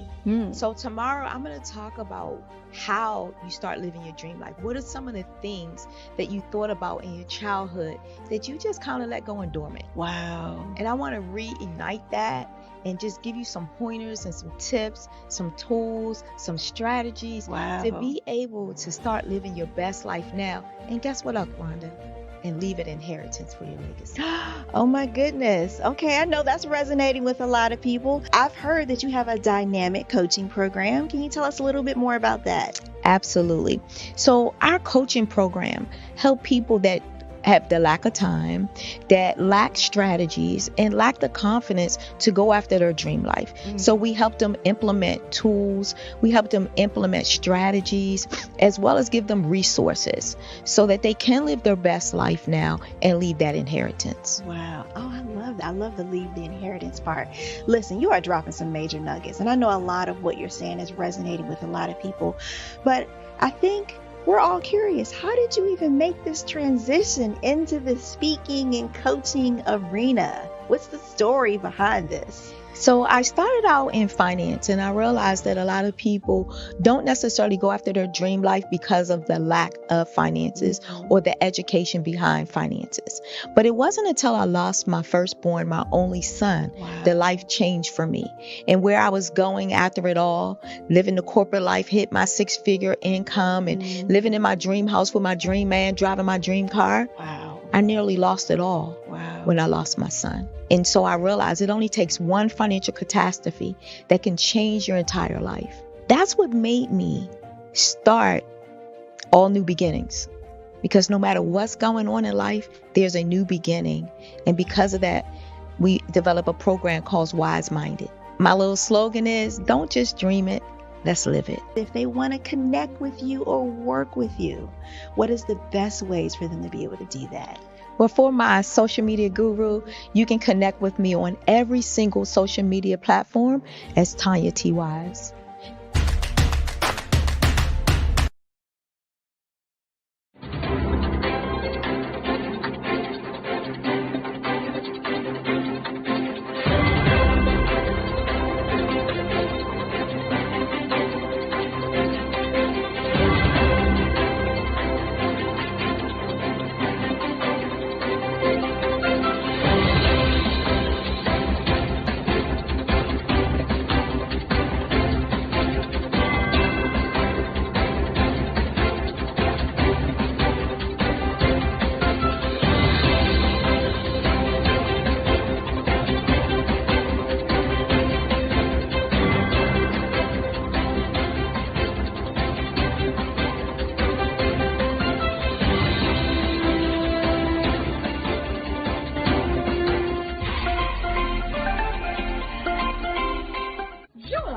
Dr. Eric Kelly III and a host of phenomenal speakers from all around the globe for this 7-day virtual event that you don't want to miss.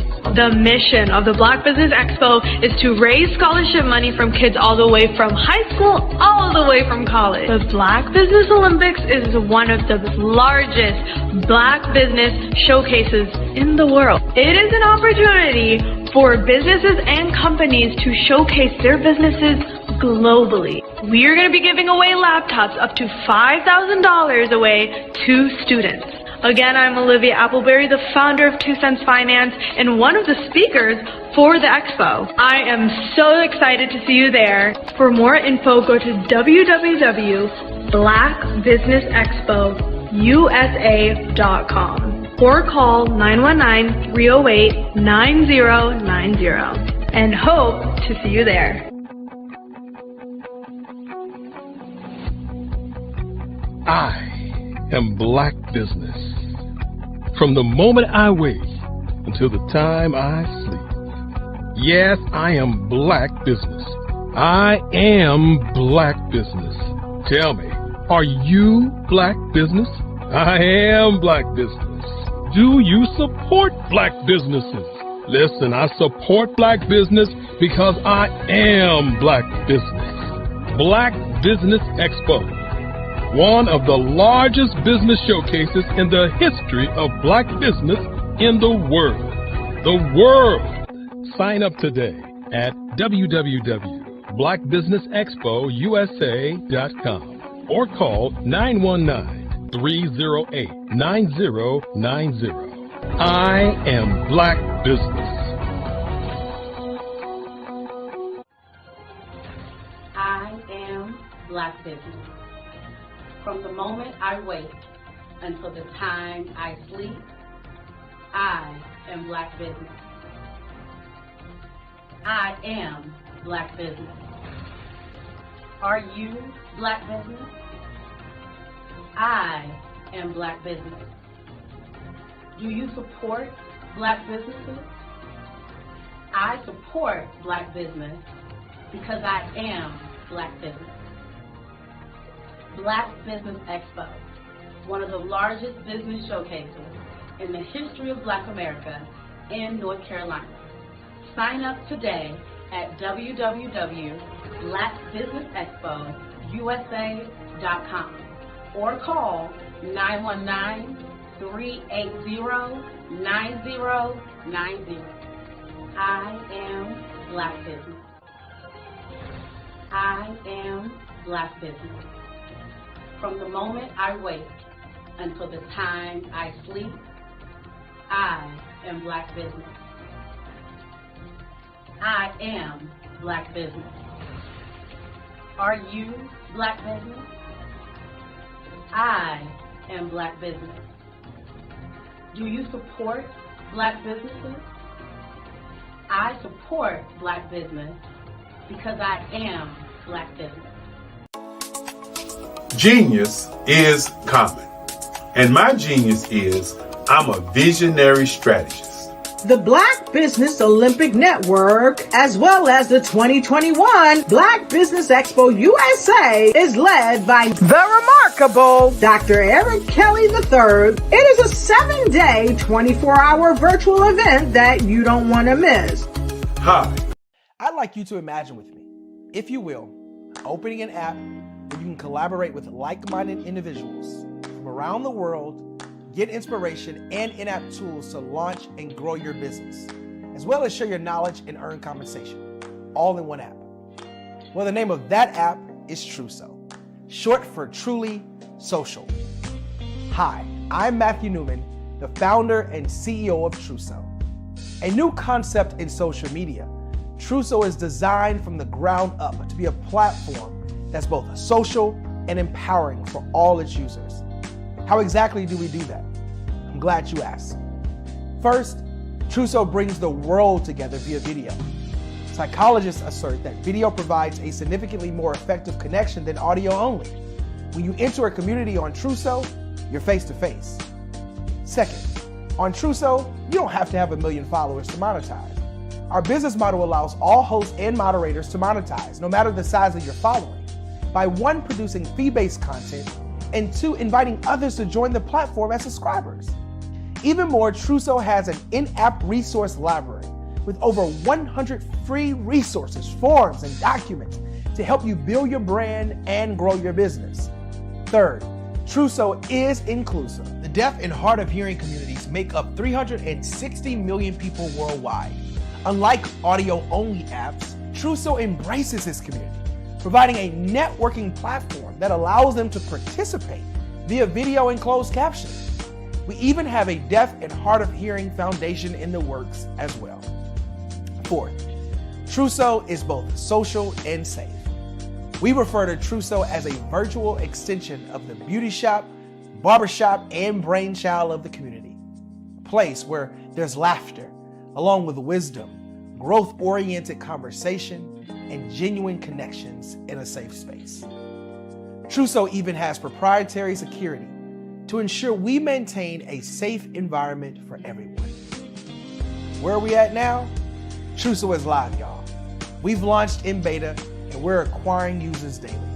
We have an incredible development and marketing team, plus amazing celebrity influencers at the table, helping us spread the word around the globe, beginning within the African diaspora and beyond by creating a safe space for growth, connection, and collaboration. We're truly excited about Truso. We've created something special for which there is a global market.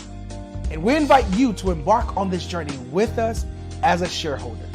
The future for Truso is truly bright. Join us and let's go there together.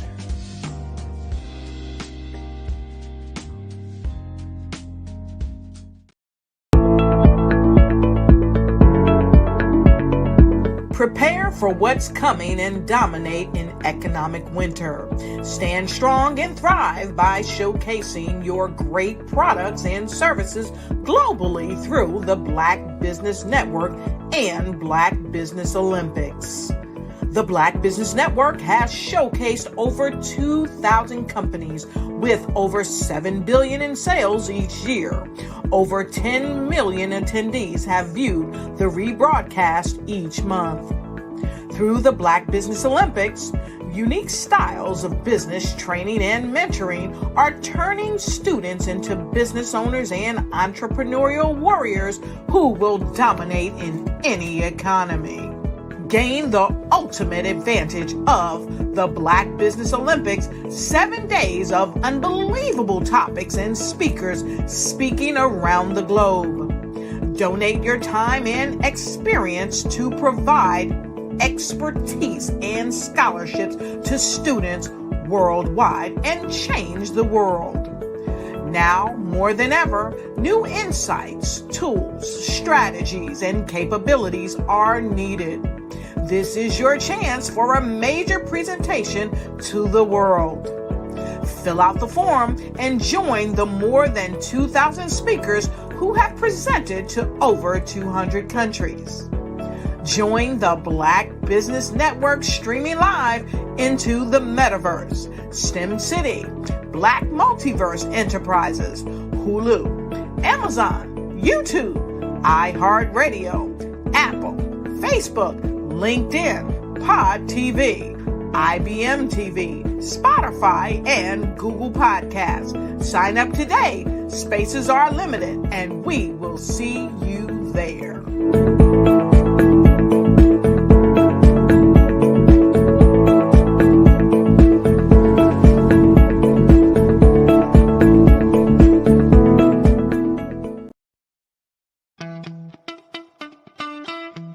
How many times have you been asked to help someone you didn't even know, a student, a business entrepreneur, or did you ever even ask, where did they end up? That business, that friend, that entrepreneur. Well, just maybe they ended up in a gang, bankrupt, homeless, or worse, dead. Maybe they turned to crime, drugs, and alcohol. Did you ever wonder? Did you destroy their dream, or was your life always so easy? At the Black Business Olympics, we started a movement to help students complete. Give them hope and foster success. Help them to leave their dreams of providing laptops, computers, and up to $5,000 in scholarship funds. Today, we ask you to help a student, a business owner, or an entrepreneur to realize their dream by sponsoring them, supporting them, and buying from them. Consider this. With $1.6 trillion in our Black community, we only ask for a small donation for our students, our businesses, and our entrepreneurs. And you can change a life today. So I ask you, what are you going to do? Sit on the sideline and watch our students in high school be losers, miss out on their dream from lack of resources? Or are you going to donate to the movement and change their future and yours as well? Give us a call today at 919-308-9090. Change their life by investing with action to the Black Business Olympic Fund. The Black Business Olympics, one of the largest business showcases of Black business in the history of the world.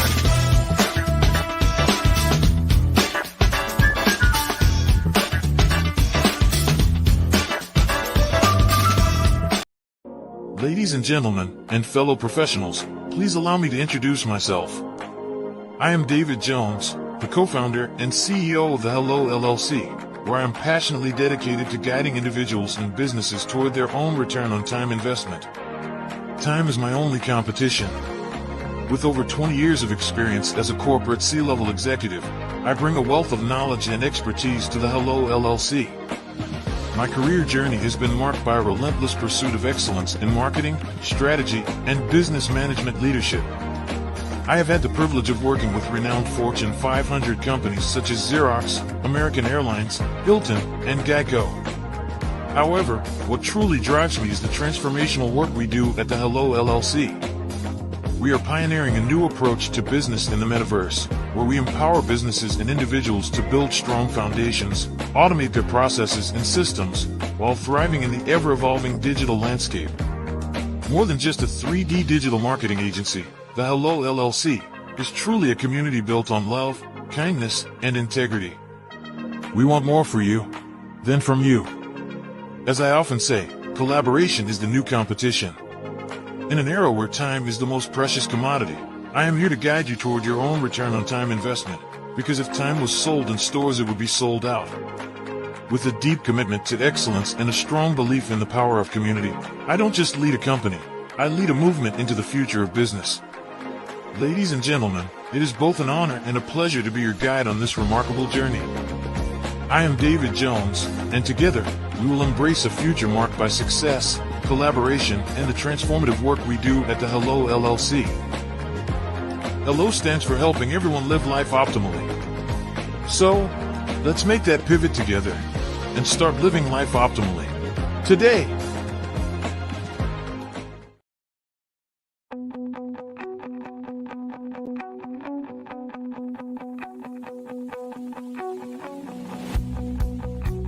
I am Black business. From the moment I wake until the time I sleep. Yes, I am Black business. I am Black business. Tell me, are you Black business? I am Black business. Do you support Black businesses? Listen, I support Black business because I am Black business. Black Business Expo, one of the largest business showcases in the history of Black business in the world. The world! Sign up today at www.blackbusinessexpousa.com or call 919-308-9090. I am Black business.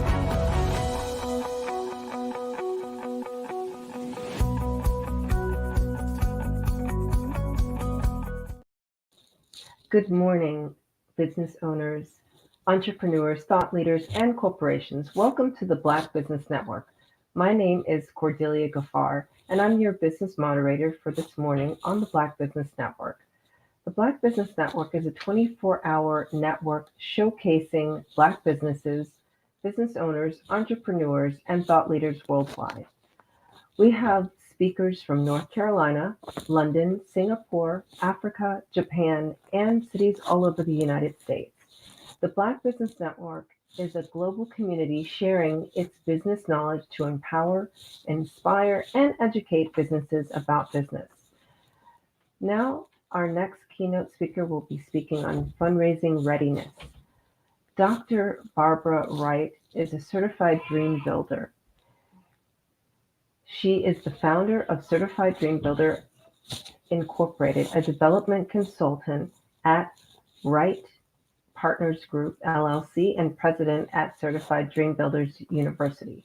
She has over 20 years of experience raising from $10,000 to $10 million, helping to win over $150 million in grants, contracts, and loans for nonprofits, for-profits, faith-based organizations, and schools and colleges. She has served both small and large corporations, including serving as program manager for the Housing Authority of Kansas City and as grant manager for Kansas City Public Schools, retiring in 2021. I present to you Dr. Barbara Wright. Good morning. Good morning. How are you? I am great. Amazing to have you here on the Black Business Network. Thank you. I'm excited to be here. Yeah. Well, genius is common, and I'll see you on the other side. Sounds great. Good morning, everybody. I love to talk about business and nonprofit readiness. I love to talk about business and nonprofit readiness, and today is not going to be any different. I'm going to talk to you about the keys to success in changing times. She gave you a brief information about my bio, and my genius is helping to manifest helping to manifest miracles. Let me get this right. Helping to manifest millions for missions who are providing miracles to many. Let's try that again. Helping to manifest millions for missions who are providing miracles to many. That is my genius.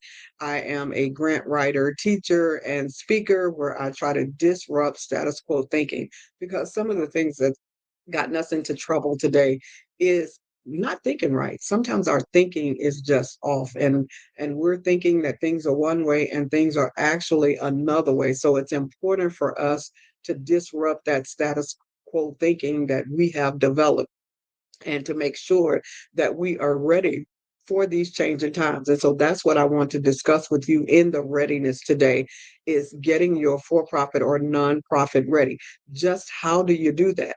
I am the author of 25 grant writing and fundraising books on the fundable categories, because all categories, just like all majors are not good, all businesses and nonprofits are not necessarily good for that time. Now, with good marketing, you can sell almost anything. But if you don't want to be swimming upstream, take a listen to some of the things that I'm going to say to you this morning. There are 3 different things. I want to help you know the concerns of the masses. If you know the concerns of the masses, then you can help solve problems for profit or surplus for those for more people. So you want to know the concerns of the masses. You also want to get yourself in position to solve those problems. And if I have time today, I'll give you a few ways to help you get into position. And then there are 7 steps to funding readiness. If I have time, I will get into the 7 steps of funding readiness. The first thing I want to talk to you about is knowing the concerns of the masses and helping to solve problems for profit or surplus. In order to know the problems of the masses, you have to do research, which is also one of the 7 steps to funding readiness. And some of the problems of the masses right now is poor leadership in government. That's number one. I think 19% of Americans are said that that's a problem for them. The economy in general. Now, these are the United States problems. And then the high cost of living. 14% of Americans say that's their problem. Immigration, that's a problem. 13% said that the federal deficit, 4% said that that's a problem. Poverty and homelessness, about 4% said that's a problem. So what you do need to do is kind of determine what the problems are. When I look at the global issues that are facing the world, then we come into some other problems that's being faced around the globe. And in order for you to be able to solve problems for profit or surplus, you're going to have to get out of that next door neighbor mentality and think about us globally as a people. How do I help us globally? So when we think about us globally, inflation was at the top. I think 39% of people globally said inflation was an issue.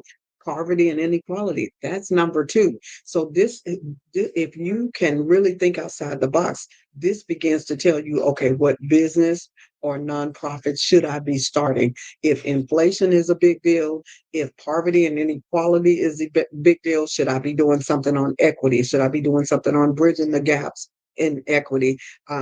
Crime and violence is number 3 at 31% of the world saying that crime and violence is a problem. Unemployment is a problem, which is only going to escalate with the advent of AI, because AI can do so many different things. So many of those mundane things that we've been doing as a people, AI can do those things. So you don't need that anymore. So what happens? People start to lose their jobs. And yes, other jobs are created, but they do require analytical ability. They require something a little different than what we've learned in our schools. So unemployment is an issue. How do you solve that problem? Financial and political corruption is an issue. How do you help solve that problem? Climate change is an issue. And that's why they're trying to come up with the electric car and telling us not to use gas and doing all different types of things. How do you get a little piece of that pie as far as getting people trained as solar techs and doing some of those things? Taxes is an issue. Immigration control is an issue. Education is an issue. Now we're talking about the world. Moral decline is an issue. And then there's many more, which I'm not going to go through all of those. But if you want to know how to solve the problems of the world, you must know what those problems are. So that does require you to do a little bit of research. Okay, in order to set your organization up the right ways to where you can get funding, to where you can actually help solve some of these problems, you need to understand what the global challenges are, not just the challenges on your block. You need to understand what are the new innovations and technology, and begin to embrace the new technology and how you can pass that on to the masses. You need to develop sustainable practices, which means that you will be able to keep going. So maybe you get a grant, maybe you get some funding. How do you keep it going? Making sure that you consider that carbon footprint that they're talking about, and you want to make sure that you're recycling wherever you can. So those are some of the sustainable practices. Stakeholder engagement. How are you going to involve those people that you are trying to serve? You can't say, I'm going to provide this to those people, and you haven't even talked to those people. So you have to make sure that you have stakeholder engagement. Financial viability. How you want to ensure that your business model can be balanced over a long period of time. Walmart and Amazon, they had the practice of selling low-priced items. Amazon went farther. They say people want low price items and they want them delivered quick so we can sell to the masses instead of just in our neighborhood like Walmart. Walmart have low prices, but they sell just in the neighborhood. And now they're starting to do like Amazon. They're selling, worldwide. So they don't even have to be open 24 hours anymore because they sell worldwide online. But Amazon got it figured out rather quickly. So what is your business or model or your nonprofit model? Is it financially viable? Are you able to adapt your leadership? Because right now people don't want to work 9 to 5. How can you adapt your leadership style to where you can improve your organization? You have to develop partnerships and collaboratives. Transparency and accountability is important right now. There's lots of things going on in the world, and so you do have to learn to be more transparent and accountable. And then diversity and inclusion. Most of us are open to diversity. Most minorities, most Blacks are open to diversity, and so we don't have to worry about that as much. But sometimes we can be kind of closed-minded about opening up to other people. So diversity and inclusion is extremely important. And then continuous adaptation. Anytime you're living in a society where everything is changing around you, if you want to be fundable, if you want to keep your business or your nonprofit going, you must be able to adapt.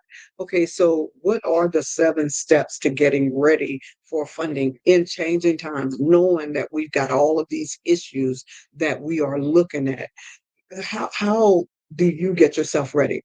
There's 7 steps, and I'm going to give you those 7 steps rather quickly in case we need to shift to another setting.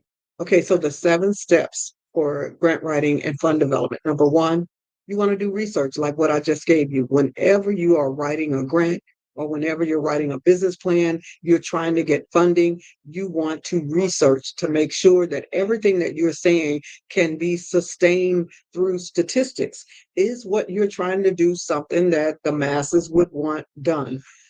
Meeting the regulatory requirements. Every business, every nonprofit has some regulatory requirements that they have to meet. Have you met your city regulatory requirements? Have you met your state regulatory requirements? Have you met your federal regulatory requirements? Are you continuing to meet your federal regulatory requirements in cities and state? Because if you don't, you will lose all of your credentials. So you want to make sure that you are meeting those requirements. Number 3 of the 7, you want to make sure that you become credible. And to become credible, you need to have your phone number, your business name. You need to have a social media presence so that when people put your name in, they can find you. Because I guarantee you, when you're talking these days, people are looking you up. So you can't just be talking. You've got to make sure that you are on point by being credible. The 4th thing that you need to do of the 7 is to develop your brand. What's your color scheme? What's your fonts that you're going to use? Are you using, like my colors are blue and green. I love the blues and greens, but don't just pick colors you love. Know that different colors stand for different things. Different colors will make your customers feel a certain kind of way. Some colors make people spend more money. So you want to look at those colors to determine what your brand's going to be. If your colors are going to be are going to work with the mental health of people, you want to pick the right colors for that.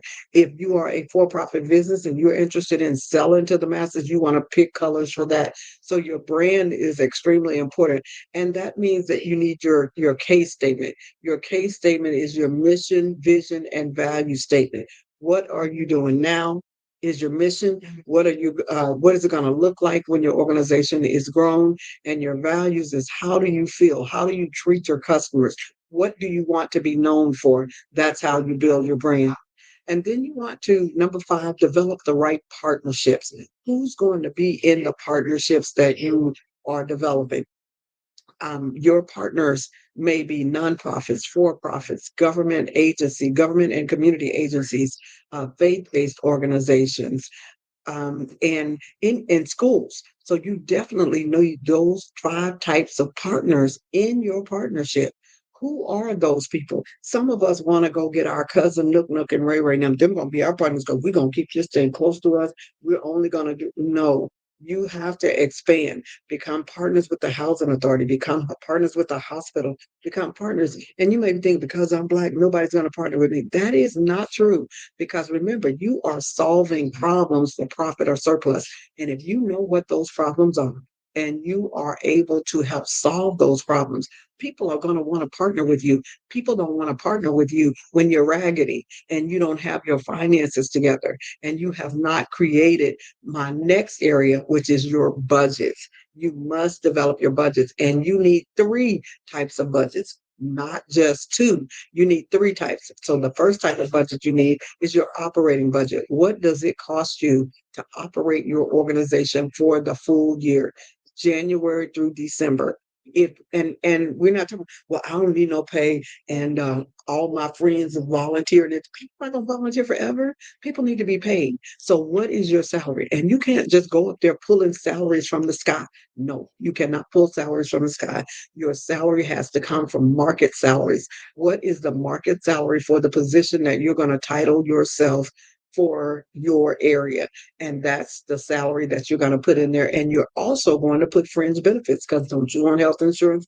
Don't you want life insurance? Don't you want some of those things? So you're going to put fringe benefits in there as well, not only for you, but for those who are helping.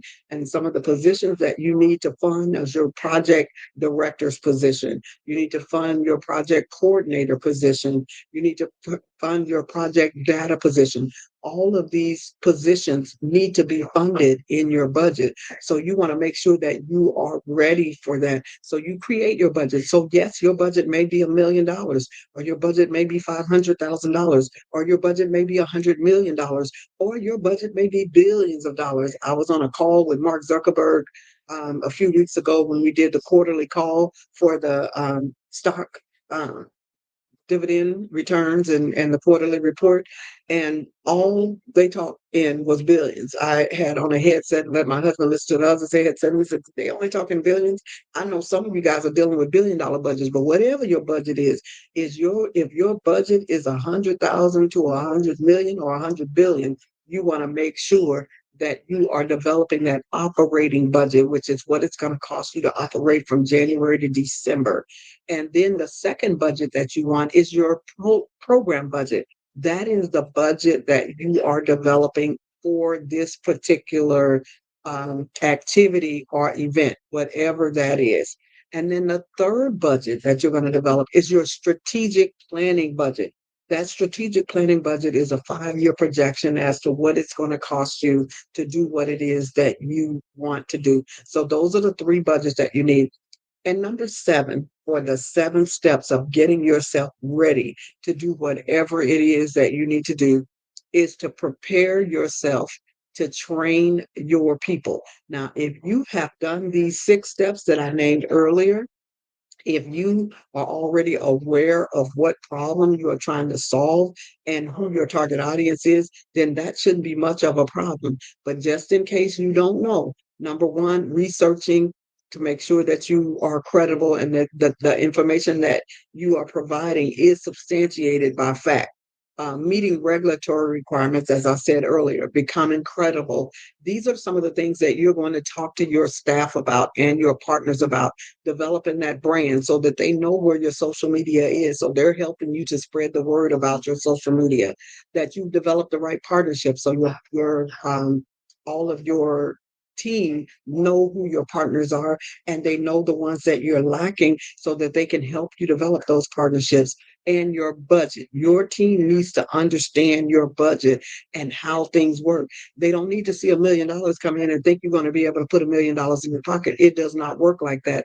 In fact, there is a formula for determining where every one of those dollars go. If somebody gives you $1, 60% is for implementation. 30% is for salaries, 5% is for evaluation, 3% is for sustainability, and 2% is for marketing or dissemination. So every dime of that goes towards something, towards your organization. So you want to make sure that your staff members know that this money is not just free money for y'all to go and do what you want to do, because they'll see you get $1 million and they think, oh, well, we should be able to get at least part of that because we help you get the money. We're helping you do it. But if you train your team the right way, then they'll know. Okay, so putting this all together. So I've talked to you about the keys to success in business and nonprofit development in these changing times.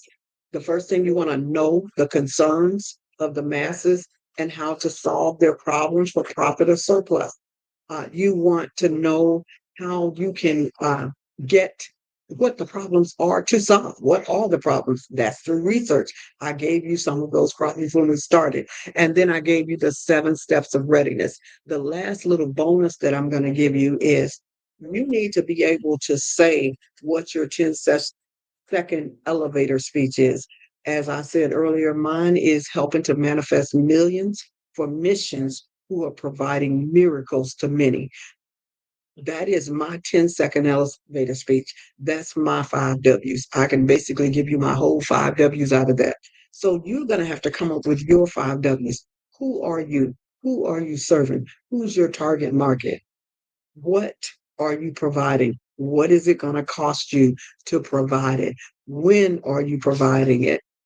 Where are you providing it? And you need to make sure that it's ADA compliant, that you can handle those who are disabled and those who are not disabled in your organization. So you want to make sure that it is ADA compliant.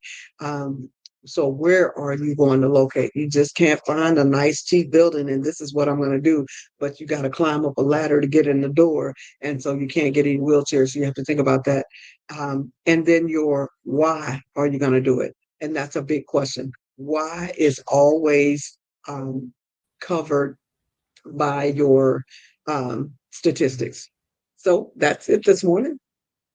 Wow, that has been very informative. Thank you so much for sharing all the intricacies. Excuse me. Is it okay if I ask you a few questions? Sure. Yeah.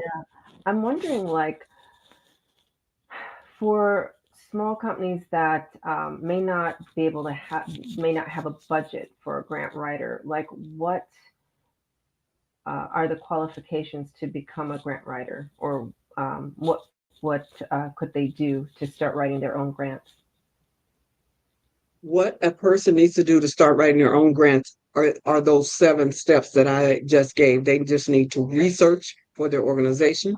They need to make sure that their organization has met their regulatory requirements, because when you're writing grants, the grants are going to give you the instructions and they're going to give you the questions they want answered. The easiest way to answer those questions is to have all of those 7 things, which are in my book called Getting Ready for Grant Writing. And you can that. Yeah, you can find that on my website at certifieddreambuilder.com. But the Getting Ready for Grant Writing requires you do 7 steps. So those are the 7 steps I just gave you. Researching to make sure that what you are doing is something that the masses need, and then meeting regulatory and making sure that it's going to solve a problem. What is today's problem and how can I solve it? And then you need to meet the regulatory requirements. Once you've met the regulatory requirements, that means that you are a nonprofit or a for-profit or an LLC, and that if you're a nonprofit, that you have a 501c3, so you're in position to ask for people's money. And then the third one is to become credible, to make sure that you have done all, dotted all of your I's and T's as far as getting an email address and phone number and that kind of thing. And then developing your brand to make sure that people can find you online, that you have your nonprofits, you have your logos, you have your all of those things. And then your partners, you need to develop partnerships. No man's an island today. They definitely want you to be working with partners, and your budgets, making sure that you have your operating budget, making sure that you have a strategic plan. What does your business look like or your nonprofit look like in 5 years? And lastly, training your team. So if you do those things, your grant writing becomes easier, because when you do start to answer those funder questions, because every grant has funder questions, when you do get ready to answer those, you already have some of the answers at hand.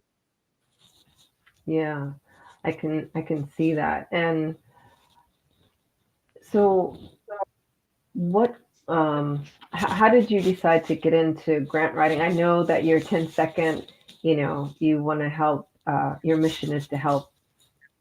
Wait, Your mission is to help Manifest millions. manifest millions for organizations that want to create miracles. And how did you come to that? Well, I had been a grassroots grant writer since years ago. Let me just put, it's been, 3 decades I've been doing makeshift grant writing. The way I got into grant writing initially is I was hired by Housing Authority. They knew I had started businesses in the community. I've never, from the time I graduated college, I never, had a job.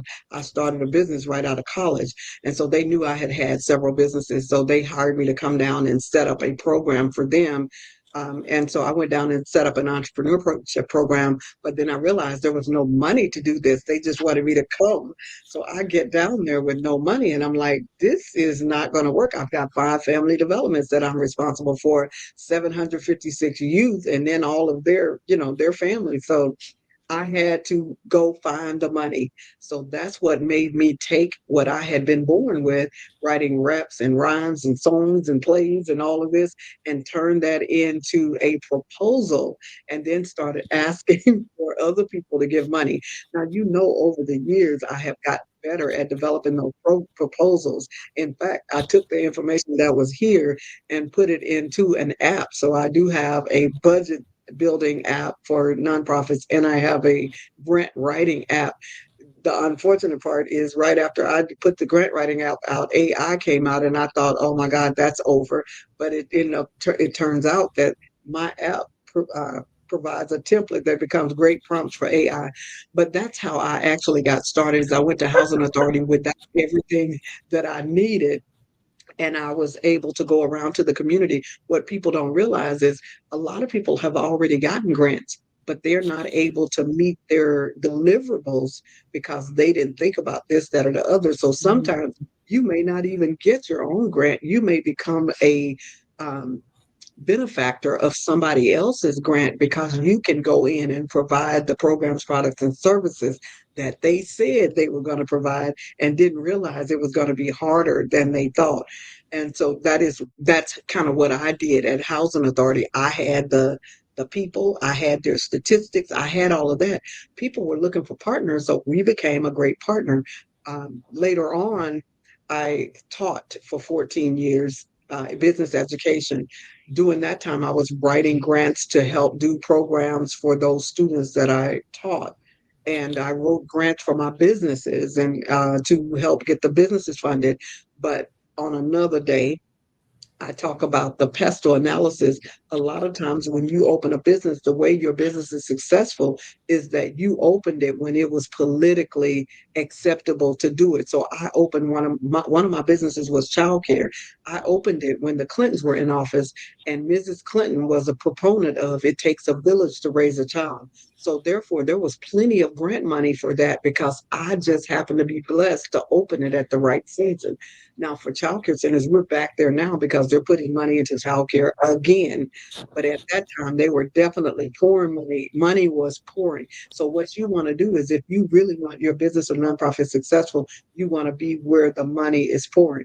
But that's how I got into it, was just I fell into it kind of backwards. So if a person can write or rhyme or, or teachers or great grant writers, healthcare professionals, anybody who is detailed makes a good grant writer. You do need to know what those 7 steps are to get yourself ready for grant writing, or to get, even if you're going to write for multiple organizations, to make sure that you are ready to teach those organizations and tell them what they need. You need to know about those 7 steps that I've created.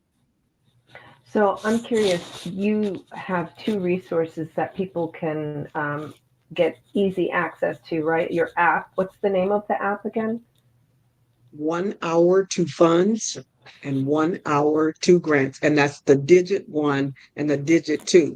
So 1 hour to funds and 1 hour to grants. And they are both on iOS and Android. Well, the grant writing app is only on iOS, but the budget app is on iOS and Android. I am working towards getting both of them on both platforms. But they are great assets. But my website, certifieddreambuilder.com, has all of that information on there. So if you just remember the certifieddreambuilder.com, that's where you can find it. And I also have what I call pay as you can events on there on Mondays and Thursdays. Every Monday and Thursday, I'll do a pay as you can event. And for people who can pay $500, you get to come. For people who don't have a dime, you get to come. For people who have $10, you can come. And so I teach people how to write grants on that session as well. Wow, that's amazing. Let's see. You make me think of so many things. I'm like, what do I ask her next? So, okay, here's something that many people, I'm sure, who are watching would want to know. Like, what is the average success rate of grant proposals? So I know you said, like, on the other end, the deliverable piece is a challenge, but I mean, like, most grants get granted, right? No. Actually, there's a 25% success rate if this is your first time and you have not written a grant before. It could be a little better if you have done those 7 steps that I have developed and you are in an area to where no one else is providing that service. I have one of my clients, this was her first time. We walked her right through the funding door and she ended up with a $1.2 million grant that's valued at 1.2 million because you get it for 3 years. And maybe even longer. So we were able to walk through the door, and I believe part of it was they liked the proposal, but the other part was that she was in an area where there wasn't a lot going on. So that makes it's very flexible, but the average is 25% are funded on the first try. So we were blessed. And then after you get the first grant and you are going after that second year, there's an 80% success rate if you're going after the second year for that same grant. So it's a big jump. So if you are brand new to this and you haven't done anything before, it may take you a minute. But if you do those 7 steps, make sure you jump through the hoops. You've done your research. You've got statistics to support what you're saying. You have your regulatory requirements. You have your budget. You have everybody in place. Then you are much more likely than someone who is just starting from scratch and haven't done anything and may not even have the experience to do what they're doing. They may have to write 10, 50 grants before they get funded. But like I tell people, this is important. Most of us work for 10 years to make $1 million because we're making 100,000. For those who are making 50,000 a year, you have to work 20 years to get $1 million. So if it takes us 1 year, 6 months to a year, 2 years, 3 years to get $1 million, you're ahead of the game to help you run your organization to where you can get more pay than you would get on that job for 10 years. So that's kind of how I try to help people look at it, because a lot of people don't want to pay the grant writer, but the grant writer is worthy of their hire, especially if they know how to help you walk through those 7 steps. Yeah, and it sounds like that would be like a ramp up on many fronts, because in order to get the grant, it seems like it helps you to change the structure of your business too, right? It would be just more organized. Yes, I heard somebody, I was at a conference once and they were talking to executive directors of organizations and they was telling them, you all are just raggedy. You're just raggedy. So you don't want to be a raggedy organization. You want to make sure that you know your who, your what, your when, your where, and your why. And the what includes the how much is it going to cost you to deliver your program. You must have all your I's dotted and T's crossed for your organization. You need your nonprofits, your 501c3s, your LLCs, or whatever those are. And you need to make sure that you are in good standing. So there's a lot of things that you can do to make sure that you're not raggedy. So when these organizations are asking you for these documents, you're able to just hand them the documents that they're asking for. Yeah, so important. And I guess on some level, that's a form of branding as well, right? Being organized behind the scenes. Yeah, that's big. Branded and being credible, meeting those regulatory requirements. Yes, all of that is a part of not being raggedy. You can't be a raggedy business. And you may not have all the money. I'm not saying you have to have all the money, because one of my clients that I just walked through the funding door, she didn't have all the money, but she had a made up mind. And whatever instructions I gave her, She went and did it. I told her, you need to have a relationship with the college. You need to have a relationship with this person, that person, with the housing authority, with PCs for people. She went and built relationships with all of them. Now, I gave her some sample MOUs and letter of support that she could use, but she went right to the letter of support just says that they're going to give you a pat on the back. They're not giving you any money, but they'll give you a pat on the back. And an MOU says that they're going to be exchange something with you. So she was able to get those MOUs and the letter of support for each one of those organizations without a problem. And in most cases, the reason you can't get those is because you're raggedy and you haven't put things down on paper. So we were able to put her goals and her objectives and mission statements, everything down on paper. So when the organization looked at it, they said, "Oh, she's ready. Okay, we can help do that." Okay. And she Yeah, walked and it right also through the door.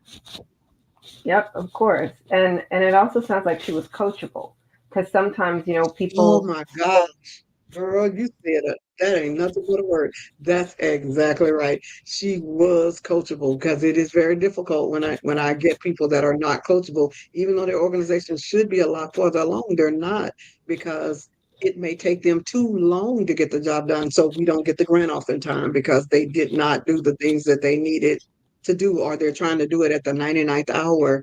And when you're dealing with a grant writer or fund developer, if they're the main person doing it and they don't have 10 people to help you get ready, it becomes a problem when people are getting things to you to the last minute. They may not make the deadline. So I had 5 due yesterday. 3 made the deadline, 2 didn't. And one was, just because they were kind of slow in getting things to me. The other one didn't have a specific number that I had asked them to get, and they wouldn't let the grant go through without that number. So it's extremely important for people to be coachable.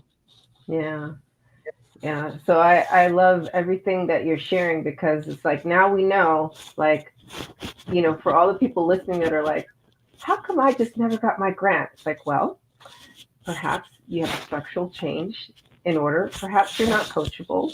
Perhaps you don't believe in what you're doing, you know? And so, you know, thank you for just being completely honest and transparent about the entire process, you know, and sharing your story with us, because it's good to know who you have to be, right, in order to show up and create those miracles in the world. Yes, and it is a creation. Mm-hmm. Yes, yeah. It is a creation. In a partnership with a great grant writer. So that can help. That can help. But like I tell the people, I'm not writing for you. I'm writing with you. The only way a grant writer can really tell your story and really put things together is that they are able to interview you, to speak with you, and that you are coachable. So the grant writer, if you do get a good grant writer, they're writing with you. They can only be as effective and only as good as you share with them, so that they can take your information and turn it into. That's when the magic happens, when they're able to take your information and then convert it into something that is fundable. And then when that grant writer is gone, you're going to have to implement what is on that paper. So you can't just depend on a grant writer to write everything for you, and you have no idea what your deliverables are, because that's what causes problems for people. They have trouble delivering because they didn't write it. They don't have a clue as to what's in it. I don't allow my clients to be in that position. They need to be involved all the way through. Yeah, it's like you said earlier, it's like building a village, really, right? Yes. It takes a village to support a village. And also, time is, it's kind of like you slow down so that you can speed up, you know? Right? Oh my gosh. It's great analogy. Great analogy. Yes, you slow down initially to make sure that you have all of your I's dotted and T's crossed. Doing that research, it takes time to do that research and to make sure that you've met the regulatory requirements, to make sure that you're credible. Because if you don't do it, you're going to end up having to go back, or you're going to continuously get turned down. So you must do my 7 steps to getting ready. It's been years since I've been doing this, so I was able to kind of narrow it down to those 7 steps that you must do. But each one of those steps requires attention. and time. And if you don't do it, you're going to end up going back to do it anyway. So you might as well go ahead on and get that out of the way. Even if it takes you 6 months, a year, 2 years to get the grant, you have to remember, even if you're making 200,000, it takes you 5 years to get to the million. Yeah, but it's a process to become, Yes. so be with that grant writing process so that you know how the regulations have to be to stay, to get Yes. everything done. So thank you so much. I really appreciate you being here and sharing your wisdom with the Black Business Network, and come back next month. All right. All right. Thank you so much for the opportunity. Absolutely. Genius is common. See you on the other side. Yes. So the Black Business Expo's mission is to raise funds for high school seniors going to college or K through 12 entrepreneurs. This expo is a fundraiser for students. You may go to www.blackbusinessexpousa.com to donate to the scholarship fund, or use the Cash App that you see on the screen. It's BBXUSA. Our goal is to give laptops and up to $5,000 to 10 students. Students can register online at www.blackbusinessexpousa.com. Every dollar counts. So we want to remind you to donate to the scholarship fund. We would like to thank our Black Business Expo USA sponsors, NC100, Moody Capital Partners, Suede Soul, BDM Media, Ortiz Decus LLC, Lotus Rocher Coaching and Training, Carolina, Virginia Minority Supplier Development Council, Step Management, Hello LLC, BHS and Associates, Margie McLean Foundation Inc., Genius is Common, Earth Essentials, Melaine Shaney Global, Executive Women's Success Institute, The Quality Coaching Company, Superwoman Business Services, Creative Force Studios, Lee Entertainment, Artistic App Design, Black Business Expo USA, Genius is Common, and I'll see you on the other side.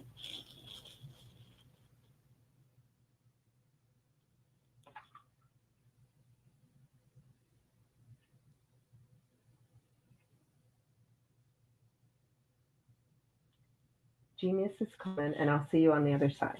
Artist to me is a creative expression of something from nothing. It explodes onto the canvas, or it explodes on in my work. One of the things that I try to do more than anything is I try to just give the lines and the movements and emotions and expressions into to what I do. Art really means to me a chance to express how I feel deep down inside. Most of my art begins as a thought that I might have, whether it's sports, whether it's history, whether it's a woman or a man. It pretty much starts as an idea of thought before I get into the actual image of what I'm going to draw. I do a lot of historical pieces. I was a history minor in college, and I love to do history pieces.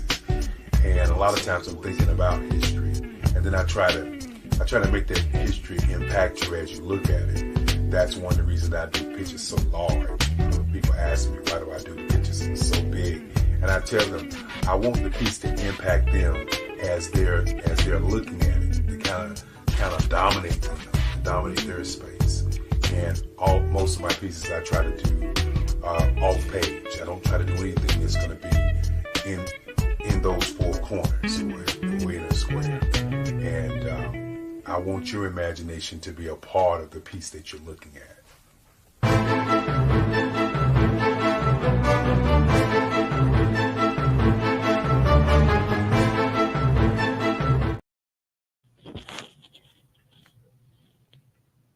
Good morning, and business owners, entrepreneurs, thought leaders, and corporations. Welcome to Hello, I am Dr. Eric Kelly III, the visionary strategist and founder of the Black Business Olympics.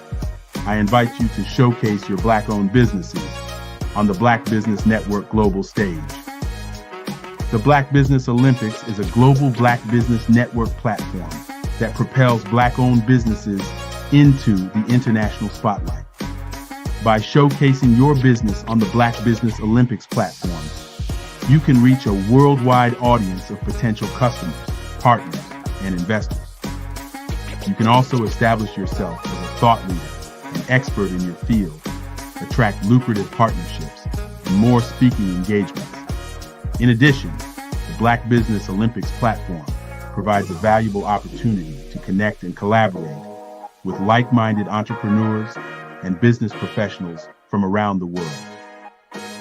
This can lead to new business opportunities, ideas, and relationships.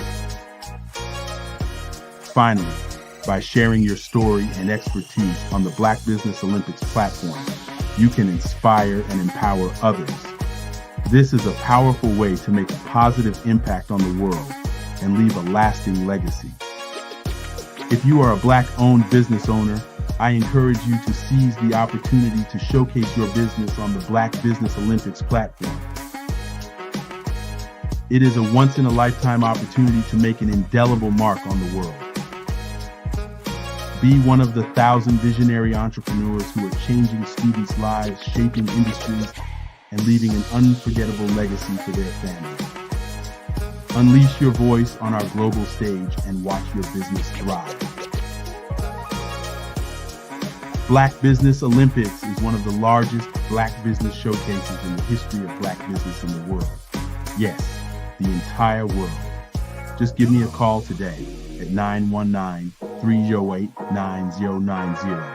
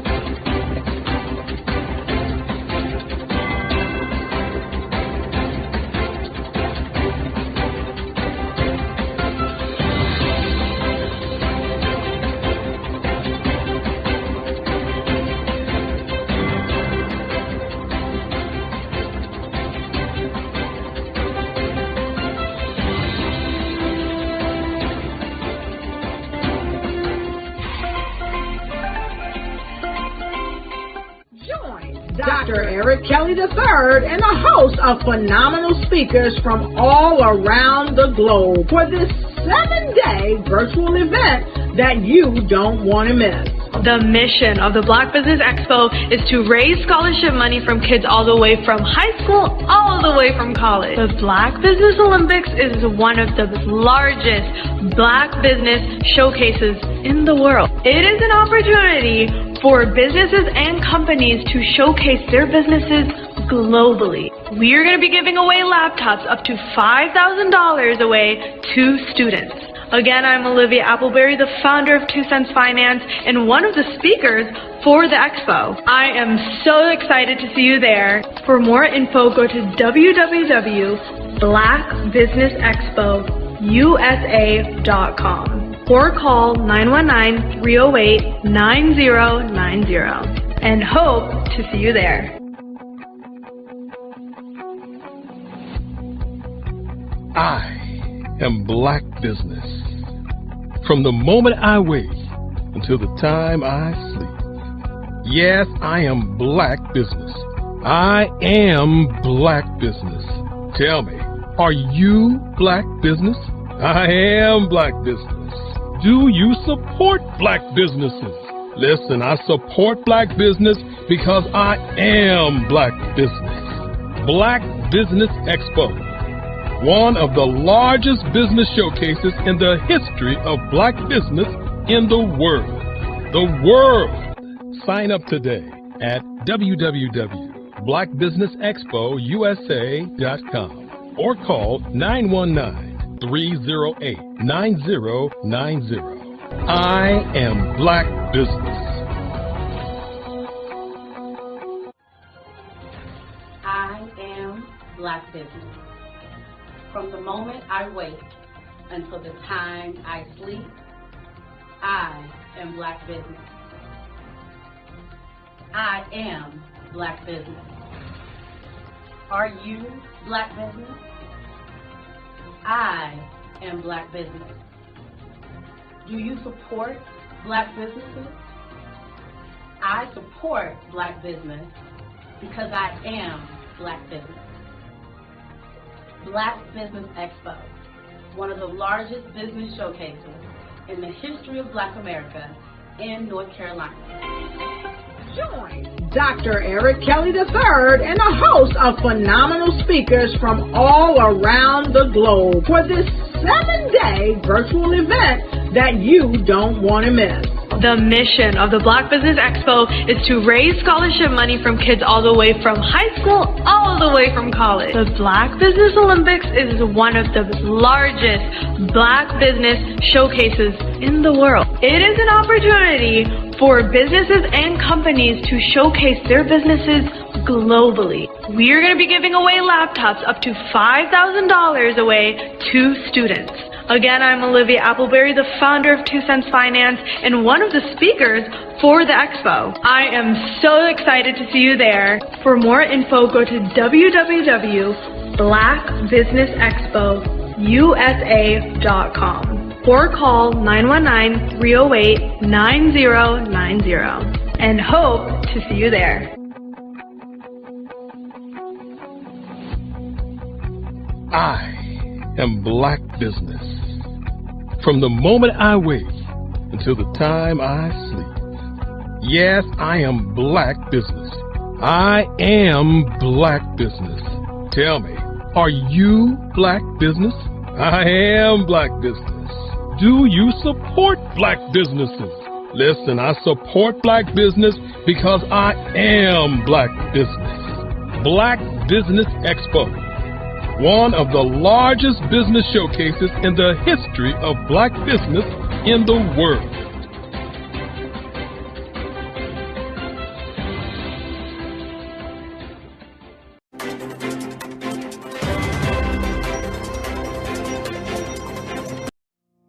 Did you know that approximately 333.34 million businesses exist today, according to a report from 2021? And you may be one of those businesses, or maybe you're not in the business market yet, but you're aspiring to be a business owner. Well, guess what? You're in the right place at the right time. Because let's face it, everything is about timing and opportunity.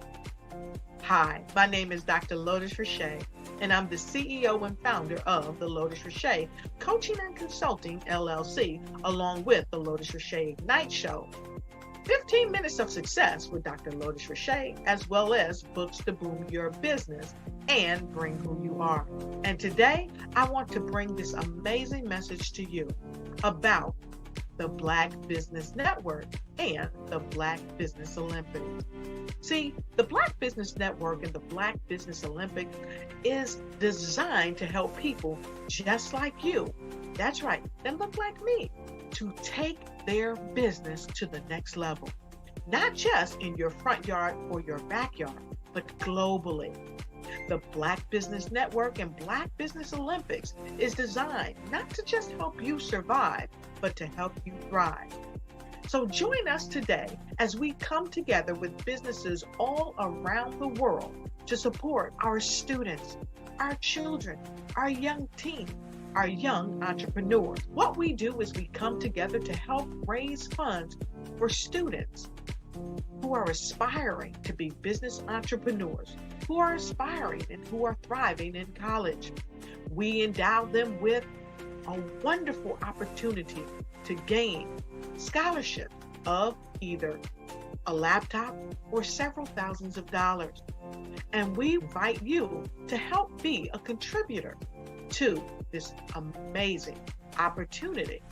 to help someone that looks just like you. So join us today at our website and let us connect with you and help you ignite and take flight in every area of your life on the Black Business Network and the Black Business Olympics.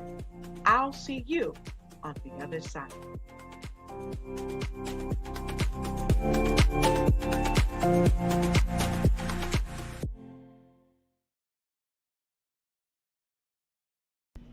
Why do I do what I do? You know, my life coach asked me that a few years ago. And she said, Tony, what's your why? And I told her, and she said, girl, you've already accomplished that. Perhaps you need a new why. Hi, Tony Harris, Amy Hoydu with Say It Said Marketing, one of your students. And just wanted to say thank you, Tony Harris, for spending so much time with me and giving me that boost in my business that I so drastically needed.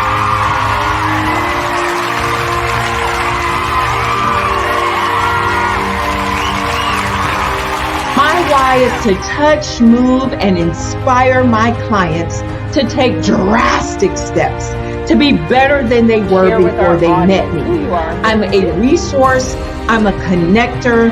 I want to help people build deeper relationships that are beneficial to their life and business.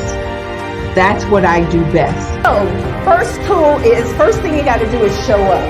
And speaking is a way to magnetically attract your ideal client to you. How many of you use social media that way? Absolutely, and this is how you look to the world. Drastic steps are the steps that are needed to be successful. And my business is drastic denotes a mindset. Getting out of your comfort zone. Doing something that you don't necessarily feel comfortable doing, want to do, but you know it's a necessary step to be successful in your business. I get the most satisfaction when I see my connections flourishing into relationships long after I am gone. Hi, my name is Jasmine Augustine with Media Jasmine, and I've joined several networking and referral groups in the area. And Network in Action Northeast Houston with Tony Harris Taylor is one of the best organizations that I've joined. I love that piece of what I do, and it is what fuels my fire.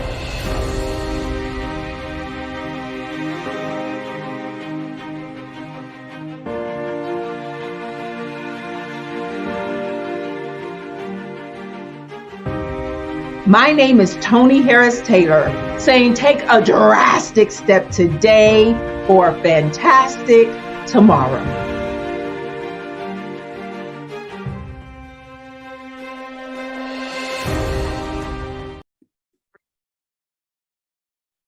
Hello, I'm Dr. Madeline Ann Lewis, President and CEO of the Executive Women's Success Institute.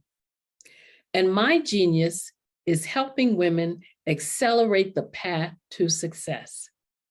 You know, I was blessed to have strong women in my life who encouraged, motivated, and pushed me to do my best and to never even think about giving up on my dreams. So I say to women, we must show up to rise up. We have talents and potential, but who will see them if we don't speak up and get noticed?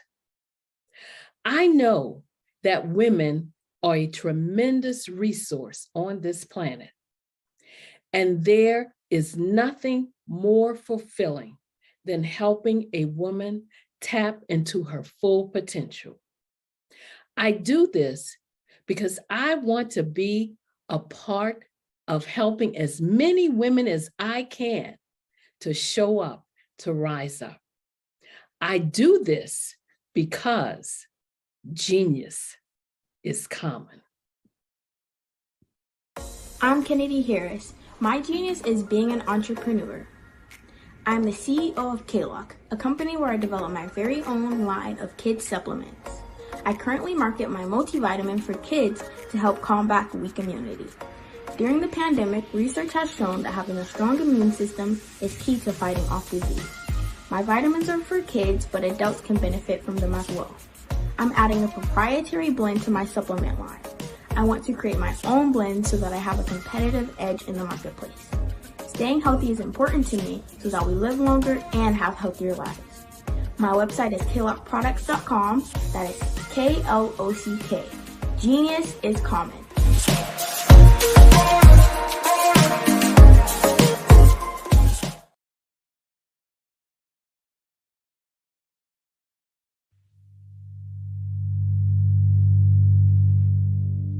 So what we have to do is when we get in a spot, we need to create some spots for us. That's the main thing. We need to be able to be in a position where we're able to create those spots for us. For me, being an entrepreneur, I'm not just going to get a business and then leave you sitting high and dry. If you ask me some questions about entrepreneurship, I'm going to give you as much as I received. I've seen people who made it, and then when you ask them, it's like, okay, now you have to pay me for the information, the same information I got for free. We probably in totally different cities. There's no way that we're going to bump heads or anything. We're not competing. Bring me up with you. And so I just think that whatever education that I have, then I need to be able to give that to my own as well. So create the spots. You can create the spots when you get there.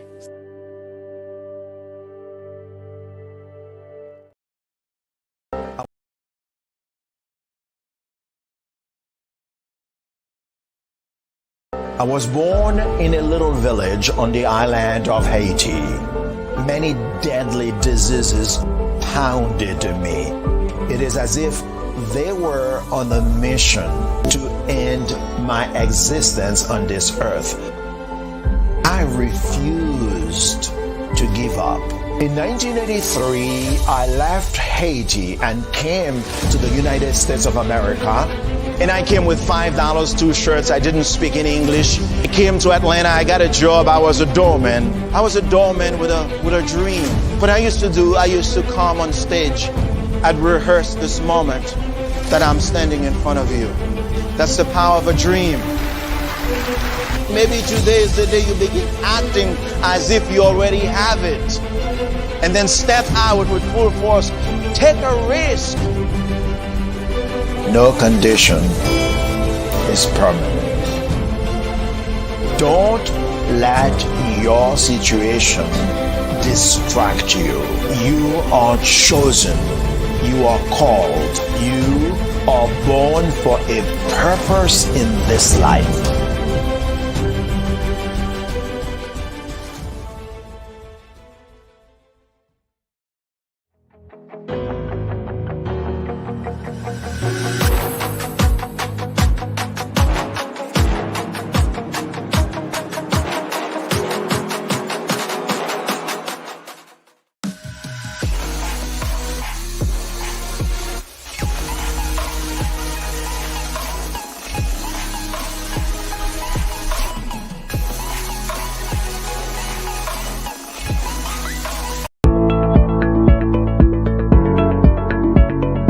Prepare for what's coming and dominate in economic winter.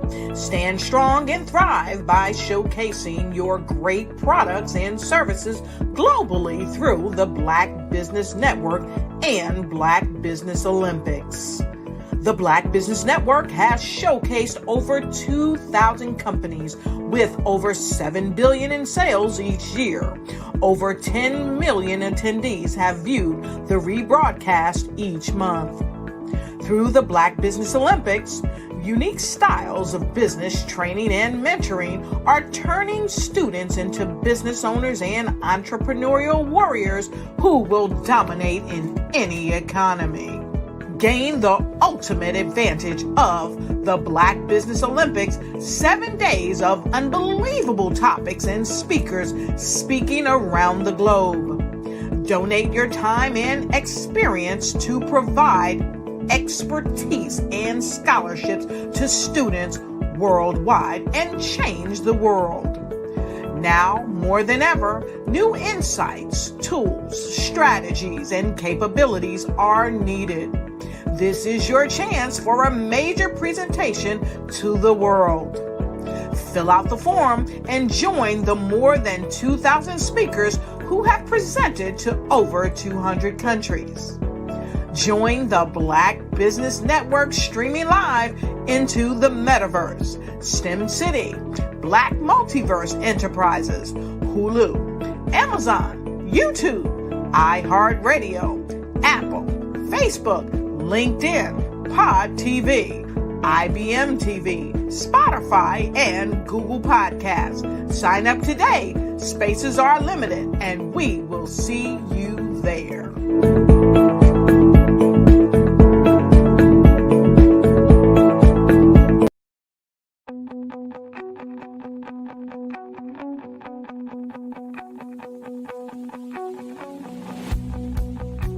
I am Black business. From the moment I wake until the time I sleep. Yes, I am Black business. I am Black business. Tell me, are you Black business? I am Black business. Do you support Black businesses? Listen, I support Black business because I am Black business. Black Business Expo, one of the largest business showcases in the history of Black business in the world. The world! Sign up today at www.blackbusinessexpousa.com or call 919-308-9090. I am Black business.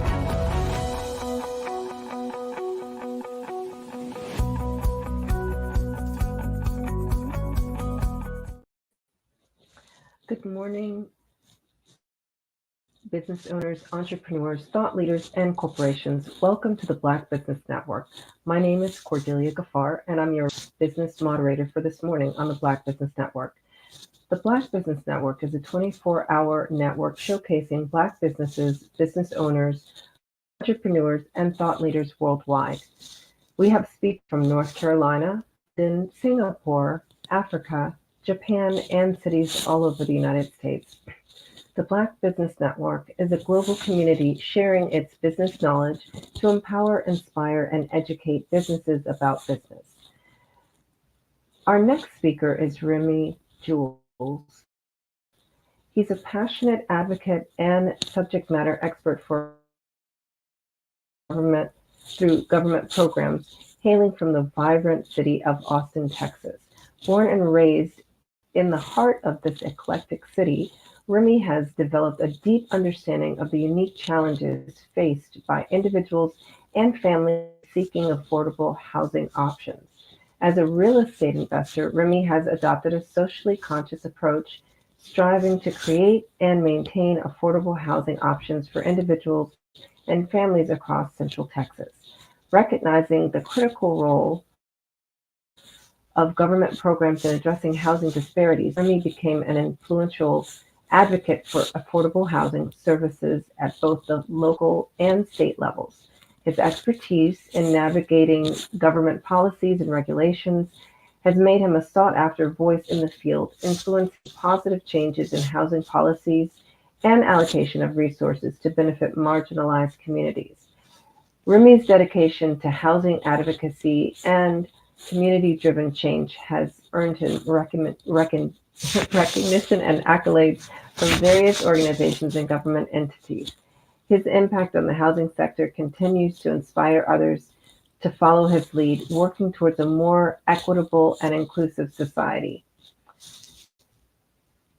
Remy Jules. I present you Remy Jules.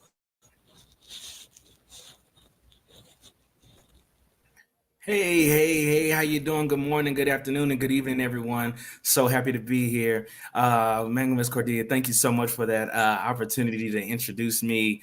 Man, you just make those words sound so beautiful. I would greatly appreciate that. Happy to be here. Thank you. I appreciate that. Well, I'd like to just start out by asking, can you define what alternative housing means and what motivated you to become an expert in the field? Yes, ma'am. Absolutely. So again, my name is Remy Jules. I am based here in this glorious city of Austin, Texas. For those that are familiar with Austin, Texas, they know that it is the tech hub of the South. And unfortunately, because it has become a huge tech hub of the South, I would say within the last 5 to 7 years, there's been a large migration of Californians. A lot of people on the West Coast that moved to Central Texas. And unfortunately, it has caused pricing hikes and the real estate hikes to increase greatly. So therefore, it actually led to more and more people becoming unhoused, can't afford housing. And so I just wanted to be, as a born and raised native Austinite, I just wanted to do whatever I could to be a solution to my community. And so I basically got into, I always wanted to get into real estate. I really, just kind of looking for opportunities to get into real estate. And I really didn't know how. And believe it or not only were average people being, the everyday working American that was being hit by the economy during this time, but it just seemed like a lot of the disenfranchised groups, right? So that could be our veterans, that could be mental health, that could be battered women, single mothers. A lot of them were also feeling the hit of the big migration, and unfortunately, it caused a lot of them to be unhoused. And so it just led to me to start a mission for myself to see how I can be an advocate for my city, particularly here in Central Texas. There just wasn't a lot of people doing anything, and there wasn't a lot really going on, sad to say. In larger cities, it may happen in the San Antonios, the Houstons, and the Dallas, but really there wasn't really no voice that was really representing those people. And I just wanted to be that advocate. So if I'm understanding you correctly, these are displaced people. That's what alternative housing is? Okay. Yes, ma'am. So basically alternative housing, the purpose of alternative housing and what alternative housing is basically providing a solution means for those that, so I give an example, right? I can kind of speak a little bit more that way. If you think about it from the perspective of those that are actually falling into homelessness, or those are on some type of supportive voucher programs or some type of subsidy program, Social Security and things of that nature. A lot of them now with these, especially here in Austin, they're literally grouped together in these shelters, right? And so it's not really the best conditions for them. It's probably not the best sanitary conditions for them. And then it's not also the best privacy conditions for them. So what we started to do, me and my team, we actually intentionally started purchasing real estate and providing a shared living or community living space in these homes.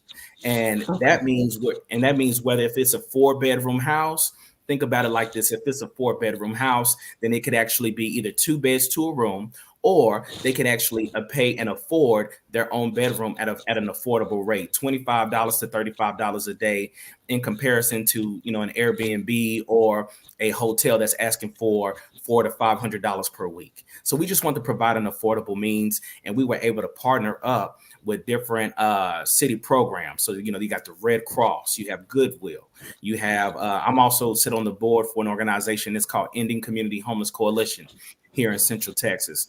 And I sit as one of the board members, and they completely supported the idea, to the point to where the city was able to put together set aside funds to help support that endeavor.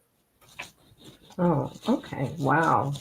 That's really, are there other programs like that around the country, or you're not affiliated with, you haven't created a network nationally? Well, yeah. So there actually are other programs in other states and other areas. And then there's some people like myself that just operate independently, but we actually develop MOUs and partnerships. I'll give an example. So I actually have a partnership with, in my city, Austin Area Urban League. Austin Area Urban League, they actually have a program for reentry. So these are men and women that are transitioning out of the correction system. So these are former felons that are looking to get back into society, right? So there maybe be going through a workforce program, and the only missing component was housing, right? Because they have to have an address. And a lot of them are trying to escape the environments that they came from so they can be on the straight and narrow, right? And so it was just an opportunity there for me to meet with the president, Mr. Quincy Dunlap. Shout out to the Urban League family. And he asked me, hey, man, I would love the opportunity for you to partner with our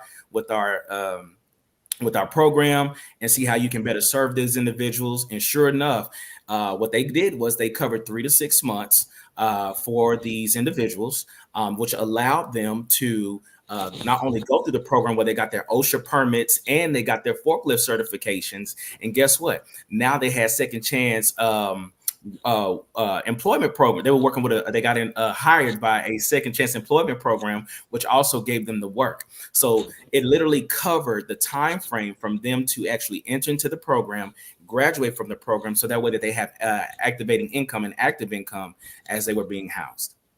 Wow, that's really good. So now, and the timing lines up in such a way that now that they're getting a paycheck and they can take over paying for normal housing. Absolutely. And what I love about this model is you don't have to be licensed to do it. A lot of people think, and a lot of people, there's a lot of regulations regarding housing and things of that nature, which is true. However, in this particular model, it's not, because all we do, we just particularly own the real estate, and the case workers and the case managers are actually the ones that are spearheading, making sure that their clients are being taken care of. So they're the ones that are checking in. They're the ones that'll give us a call. We'll just make sure that they have the access code or the keys to the property, and they do weekly checks. And if they need anything, then we'll check in or whatever the situation may be. What we like to do is that, particularly in our homes, we want functioning active individuals that can function for themselves. So, like, I'll give you an example. So maybe like the first week, they may come in, they may have a full fridge, they may have food, things of that nature. But usually after that, they're kind of responsible for their own living. Okay. I hope I answered the question. Yeah, you completely are. You have such complete answers. I love it. Thank you so much for that. Yes, ma'am. And so, I see you're helping people that are either transitioning back into society or have had some other form of transition when we were talking about the single mothers. So let's move towards structures, like what kind of housing. So for example, like tiny houses have gained a lot of attention in recent years. And so I'm wondering, what are the advantages and challenges of living in a tiny house, and what do you think it's suitable for? Like, should you use it, or do you use that in your program? Sure. So we haven't got there yet to the tiny house yet. I do have a tiny home supplier. I am literally sending a proposal to the city now to see if we can get us some land. That's the goal. So we can get some land. And we actually have a partnership with the VA here in Central Texas. So that way our VA can actually have affordable means of housing, and they can have their own independent spaces, because here in Texas, the VA does not allow you to do a shared living space. They can actually have their own rooms, but they cannot necessarily live like maybe 2 bedrooms to a room or anything like that. Okay, like you were describing. Right. Yes, ma'am. And so, but I do have a tiny home provider, and what I've been able to do is I'm also a government contractor as well. So I actually have my MBE certification, my HUB certification, and my SBE certification regarding housing. And so I was able to meet a phenomenal woman. Shout out to Miss Rochelle Johnson for Houston Crisis and Cleanup. And what we did was we provided alternative housing in that way. There was an opportunity for inflatable tiny homes. These are literally military grade tents, military grade, high grade tents. These are absolutely weatherproof.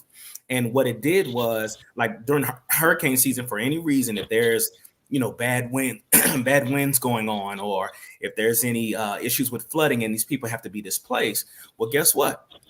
Now we actually have an inflatable tent that can go, whether it be on somebody's land, whether it can be actually inside a gymnasium or school or fire station, as these people are finding some type of temporary housing solution, so these people won't be completely crowded in a hotel or motel. Right. Yeah. Just really trying to be a solution to the community. And I was blessed, and I was fortunate enough with that big issue that happened a couple of months ago back in Hawaii.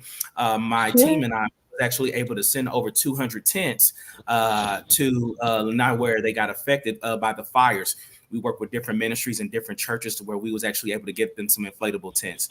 And so that was a blessing to be that. And it was only just a temporary solution until they were able to, find something. But unfortunately, a lot of people were still just sleeping on the street, sleeping on the roads. But because my team is amazing, they were able to get out 200 tents in a 6 to 10 days time span. And they were actually able to get them delivered in 3 to 5 business days. Wow, that's amazing. So you've been a blessing to even other areas of the United States in crisis. Trying to be. Yes, ma'am. Trying to be. Trying to be. Yes, ma'am. That's amazing. So in this case, these are like inflatable tiny houses, but it's a tent or is it a tiny house?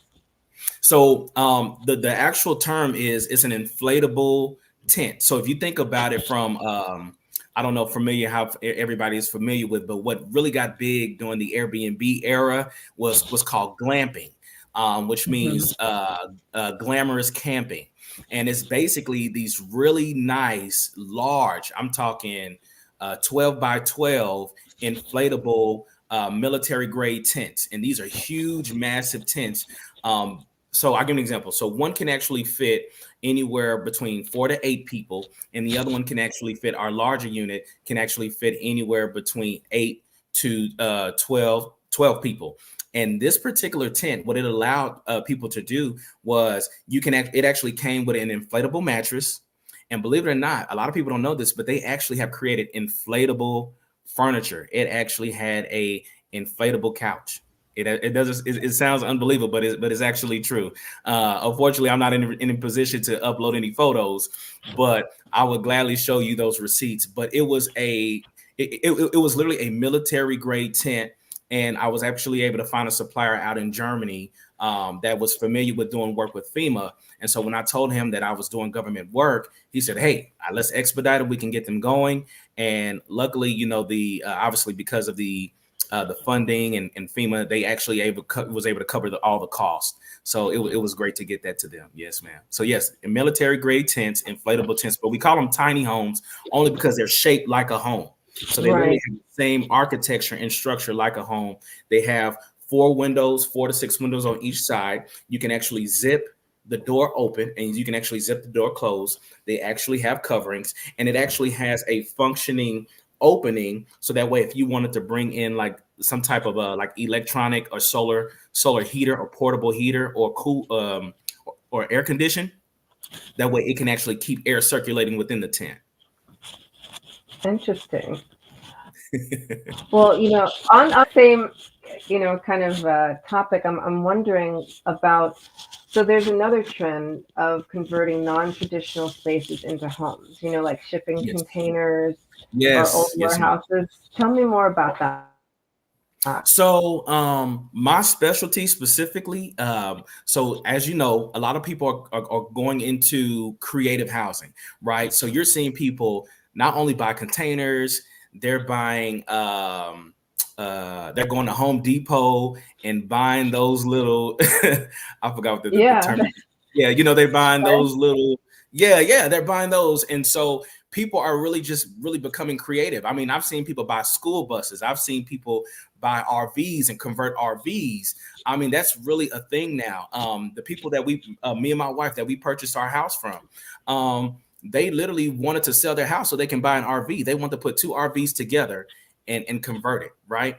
And so I just see where people are stepping out of the traditional means of housing only because of that freedom, right? When you get to a certain level, when you get to a certain age, you just don't have the time and the energy to keep working and working and working toward those specific goals. So what alternative solutions can you look into? And that's what people are doing. I mean, even now, right, maybe about 15 minutes from me, there is literally a 3D printing community. They have literally, VR Horton. Yeah. So what VR Horton did was, because materials have become so expensive, they've used massive, giant 3D printers, and they've created these 3D. The material, I think it's like a concrete or a cement, and they've actually created these 3D printing homes. Yeah, as an affordable option, as an affordable means. And guess what? They're more sustainable. they're more safe, Okay. and they can actually last longer than a lot of these traditional homes now. So, I mean, there's all types of creativity there that's going Well, on. is this But like, I, yes, ma'am. I'm sorry, I'm so curious because like now you've got me thinking. So would that be like proper off the grid living? Like, do they have addresses when you get, you know, Yeah, places like actually they that? do. They actually have addresses. DR Horton purchased some land. I'm here in Central Texas. I live in the area of Georgetown. It's a suburb north of Austin. And what they did was, because wood was getting so expensive, the materials, all that kind of stuff, they had to go into more inexpensive means.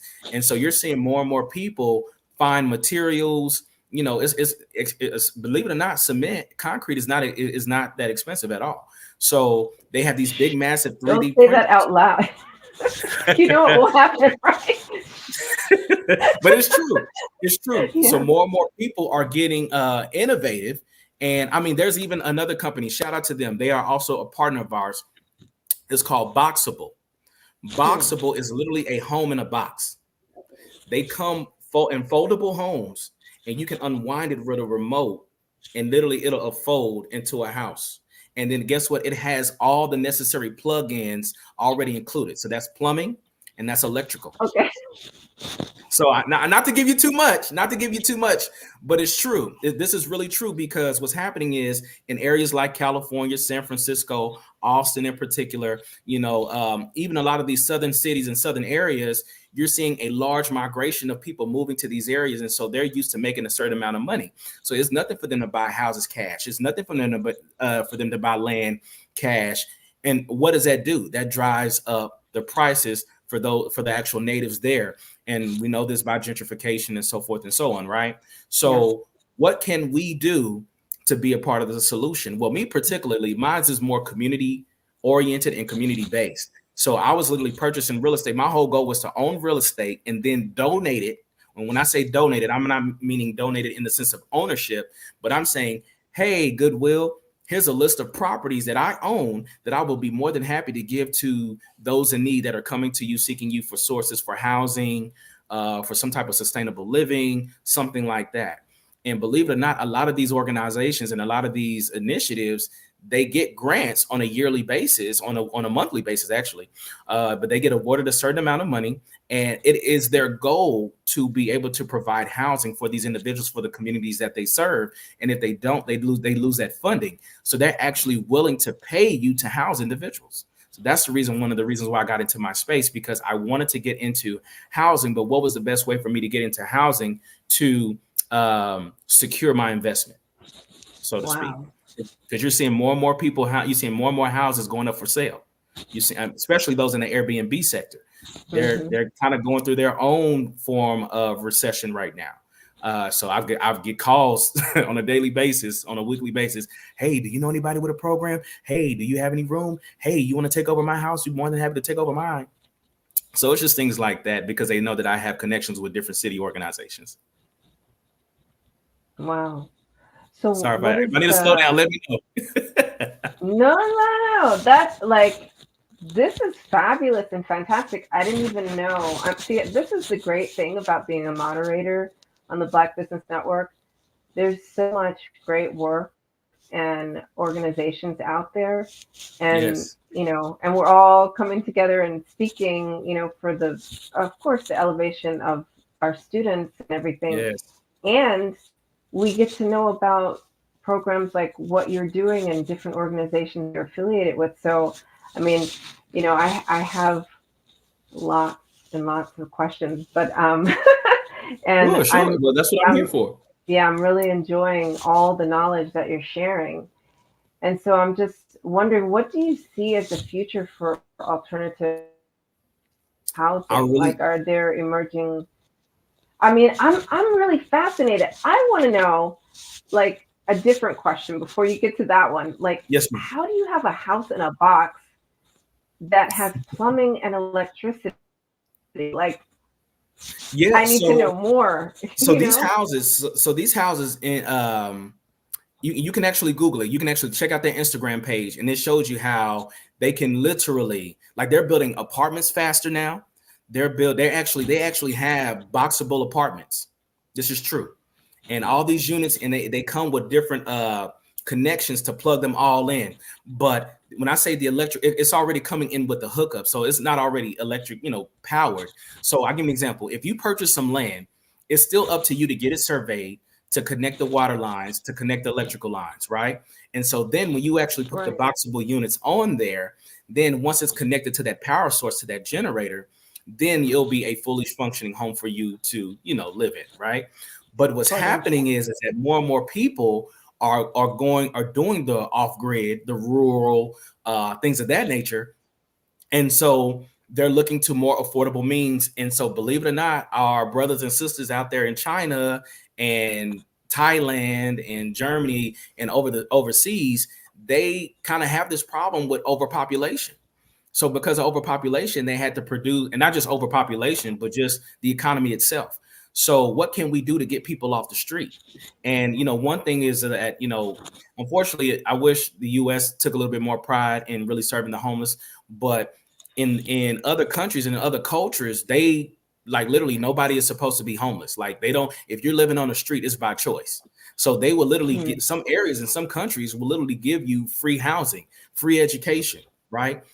Free healthcare. But in particularly, they have these units. They have these massive units ranging from 10 by 10s to 12 by 12s, 16 by 18s. 398 square feet, 700 square feet. These are units. Oh man, I wish I could tell you about everything that Tesla is doing right now, because we see it firsthand. I live near the Gigafactory. I literally live maybe about 15, 20 minutes away. And you see these beautiful they're almost like an upgraded version of a tiny home. And they have these lights. It almost looks like a spaceship. I'm gonna be honest with you. But it literally has all the means. And so Elon Musk is buying more and more land because a lot of his workers are working 12-hour shifts. They work 4 days on, 3 days off. And one of the biggest issues has been commuting. So what he's doing is he's providing houses on the land near the Gigafactory, and he's providing transportation. So you're seeing somebody that's willing to be not only intuitive, but really creating a solution before the problem even starts. And that's kind of what I wanted to do specifically with real estate. I really wanted to get into real estate. And I'm like, okay, I know there's a lot of people that are struggling with housing. But at the same time, when we're seeing more and more people getting laid off, unfortunately, and going through economic hardships, what can you do with your real estate? What can we do? Well, a lot of people don't know that HUD, HUD, is actually, the Department of Housing and Urban Development. They are providing housing. They are providing grants. They're providing waivers. They're providing vouchers. They are literally just in Austin alone, in my city alone, Austin released $350 million in housing initiatives alone. So that's an opportunity there for you to purchase real estate, get some land, get some units, and then you go back to an organization that aligns with your morals and values. I know a lot of people that's in my space, they have a heart for veterans. So you know what they do? They go to the veterans, right? They have a heart for battered women. They go to the battered women that are leaving domestic abusive relationships. They go to those that are trying to go through some type of sober living, right? Some type of Alcoholics Anonymous, because they're recovering from drugs and alcoholism. There's an opportunity there. So you can specifically serve that catered group. And guess what? You can just sign a contract with that organization to say, hey, once these people are able to sober up or come from amongst that situation, you could just bring in the next wave of individuals that need to be serviced. Long-term contract. Wow. Securing that investment and making passive income at the same time while giving back to the community. You don't have to compromise either or. Being a blessing to be a blessing. I call it properties with a purpose. Yeah. Is that the name of your website? No, the name of my organization is called ELEC Housing Solutions. When there's no other solution, we want to provide the best solution, which is you. So people choose ELEC Solutions. ELEC Housing Solutions, specifically, we don't discriminate. We don't care, what your background is. We don't care if you had felonies, and if you had things, removed from your background, are you in a position where you're trying to make change? Have you been connected to the right social workers and seeking to make that change? If you have income, great. If you have income, great. If you're looking for, if you have some type of benefit that's even pending approval, great. That's what we can work with. That's exactly what we can work with. And if you can't afford your own room, we'll be more than happy to give you an option to share a bed until you can get to a space to share your own room. And then you can then you can be a little bit more in a sustained place, a more secure place. And then you can graduate on and possibly find your own place to stay. So that's what we do. And we just want to provide options, because a lot of people don't have options. It's either, they pay outrageous prices and not have anything left over, or they're just on the street and keeping what they have. And it shouldn't be that way, So here's an opportunity for me to leave a legacy. Here's an opportunity to make a community impact. And literally organizations are calling me. They will say, hey, Remy, we are ready. What is going on? I had a call yesterday with a phenomenal sister. Shout out to my sister, Miss Bianca Williams, in the Milwaukee, Wisconsin area. She's being contacted. She's in Milwaukee, Wisconsin, but she's being contacted in Michigan because of the need is great there. I'm getting contacted in Ohio. I'm in Texas. I've been contacted in Florida. I'm in Texas. Hey, Remy, can we implement? Is there a way that you can get with a city commissioner, a city manager, and we can see how we can serve? How just long different does it things take like a city? Yes, I'm ma'am. Go ahead. sorry. Yeah, I was wondering, how long does it take a city to implement a program or an affiliation like what you're doing? Can I tell you exactly what I did? In true transparency, what I did was I actually started purchasing real estate first, right? Well, no, let's back that track. What I started doing was I started developing relationships with different housing organizations. So I started looking at what are some. Here's a keyword, family, for those that want to look this up. It's called rapid rehousing.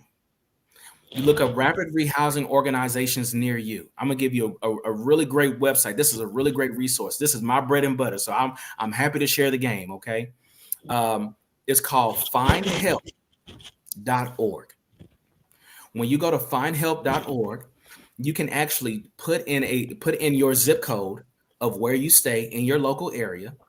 And I don't know if this is on the international level, but this is a database specifically geared for the US. So if you live in Austin, or you live in Houston, you live in Dallas, or any neighboring city, St. Louis, Detroit, Chicago, Illinois, wherever you live, you just put in your zip code, and it's going to give you you're going to click on the housing tab. There's a housing tab. You click on the housing tab.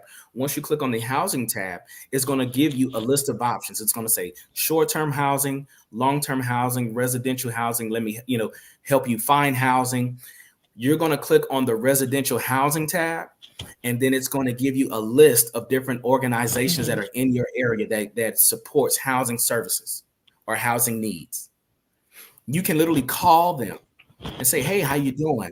My name is John Smith of Smith Housing. I'm just calling because, I just have a heart for this community, and I want to see how I can better serve the needs of this community. Who can I speak with? Well, 9 times out of 10, they're going to connect you to a social worker. So either a social worker or a department manager. When you connect to a department manager or social worker, that is who is going to give you the proper steps of what they look for. If there's an opportunity to come and check out that property, inspect the property, and just what you have in place. Believe it or not, a lot of people don't even have housing organizations like myself, but they end up developing one, or they have property owners like myself that's willing to rent to those that may cater to seniors, that may cater to the elderly, that may cater to disabled veterans or something like that. So that's literally how you can actually get started. Awesome. Thank you so much. And thank you for being here on the Black Business Network today, Remy. Yes, ma'am. And genius is common, and we'll see you on the other side.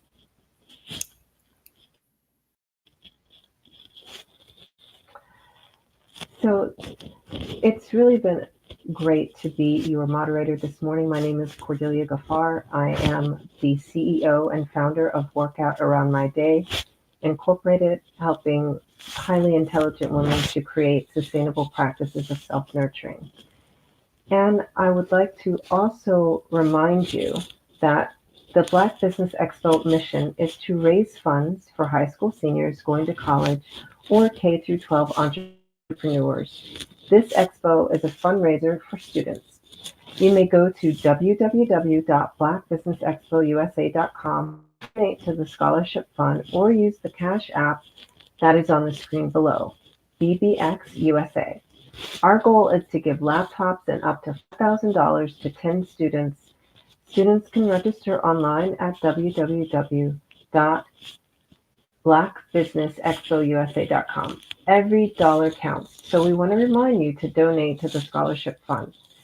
We want to thank our Black Business Expo USA sponsors for the month of November: NC100, Moody Capital Partners, Suede Soul, BDM Media, Lotus Rocher Coaching and Training, Carolina Virginia Minority Supplier Development Council, Step Management, Hello LLC, Ortiz de Decus LLC, BHS and Associates, Margie McLean Foundation Inc., Genius is Common, Earth Essentials, Malane Cheney Global, Executive Women's Success Institute, The Quality Coaching Company, Superwoman Business Services, Creative Force Studios, Lee Entertainment, Artistic App Design, Black Business Expo USA. Genius is Common, and I will see you on the other side. I'd like you to imagine with me. What if you could build your own city? A place where every child can find nurturing people to help them achieve their full potential. A place where every adult can access job training support. Where health education is abundant. Where social justice ruled the land. A place without limitations. Welcome. You have arrived at STEM City USA. It is what every city should be. A safe and trusted community where you find people and resources to help you become everything you are and beyond. STEM City is unlike anything you have ever experienced. It is a digital twin of the world around you, only better. STEM City is about energy and soul renewal. It is more than a digital world. You can almost feel the power of live cultural events, music, and theater. STEM City promises a better future for children with caring mentors and hands-on activities with dedicated tutors to support our youth. STEM City is your passport to a healthy lifestyle with weekly events addressing our community's many issues. STEM City is your financial well-being with helpful information on wealth management, career advancement, job training, and so much more. STEM City is the community you deserve. It is the city where your dreams can come true. STEM City USA, a place in the sky that is accessible to all who reach for the stars.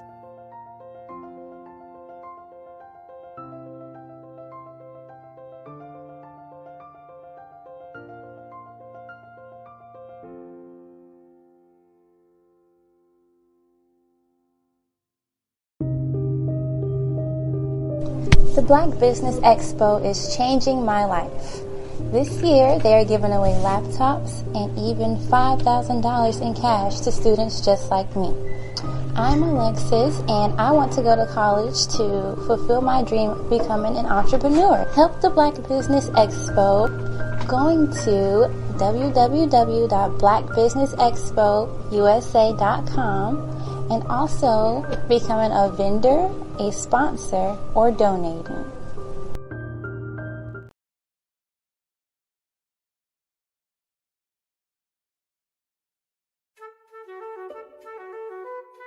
This is Dr. Arnold T. Petsworth. He's the owner of Petsworth Vet World, a veterinary clinic in Hopton, Connecticut. His patients include dog, cat, frog, fish, Goldie, dog, and this alpaca. Due to doctor-patient confidentiality, we can't tell you their names. Business at Vet World was steady, and then quarantine hit. Neighbors brought new four-legged friends into their homes. Bunnies. Bunnies everywhere. Dr. Petsworth welcomed these new patients with open arms. The only problem? There were more appointments than he could manage. That's when Dr. Petsworth turned to his American Express business card, which offers spending potential that's built for his changing business needs. He decided to hire a new assistant, Julio, and with spending power built for business purchases, he used his card to furnish a new exam room. Together, Dr. Petsworth, Julio, and American Express Business made sure all the pets of Hopton got the love and care they deserve. And everyone was happy. Get the card built for business by American Express.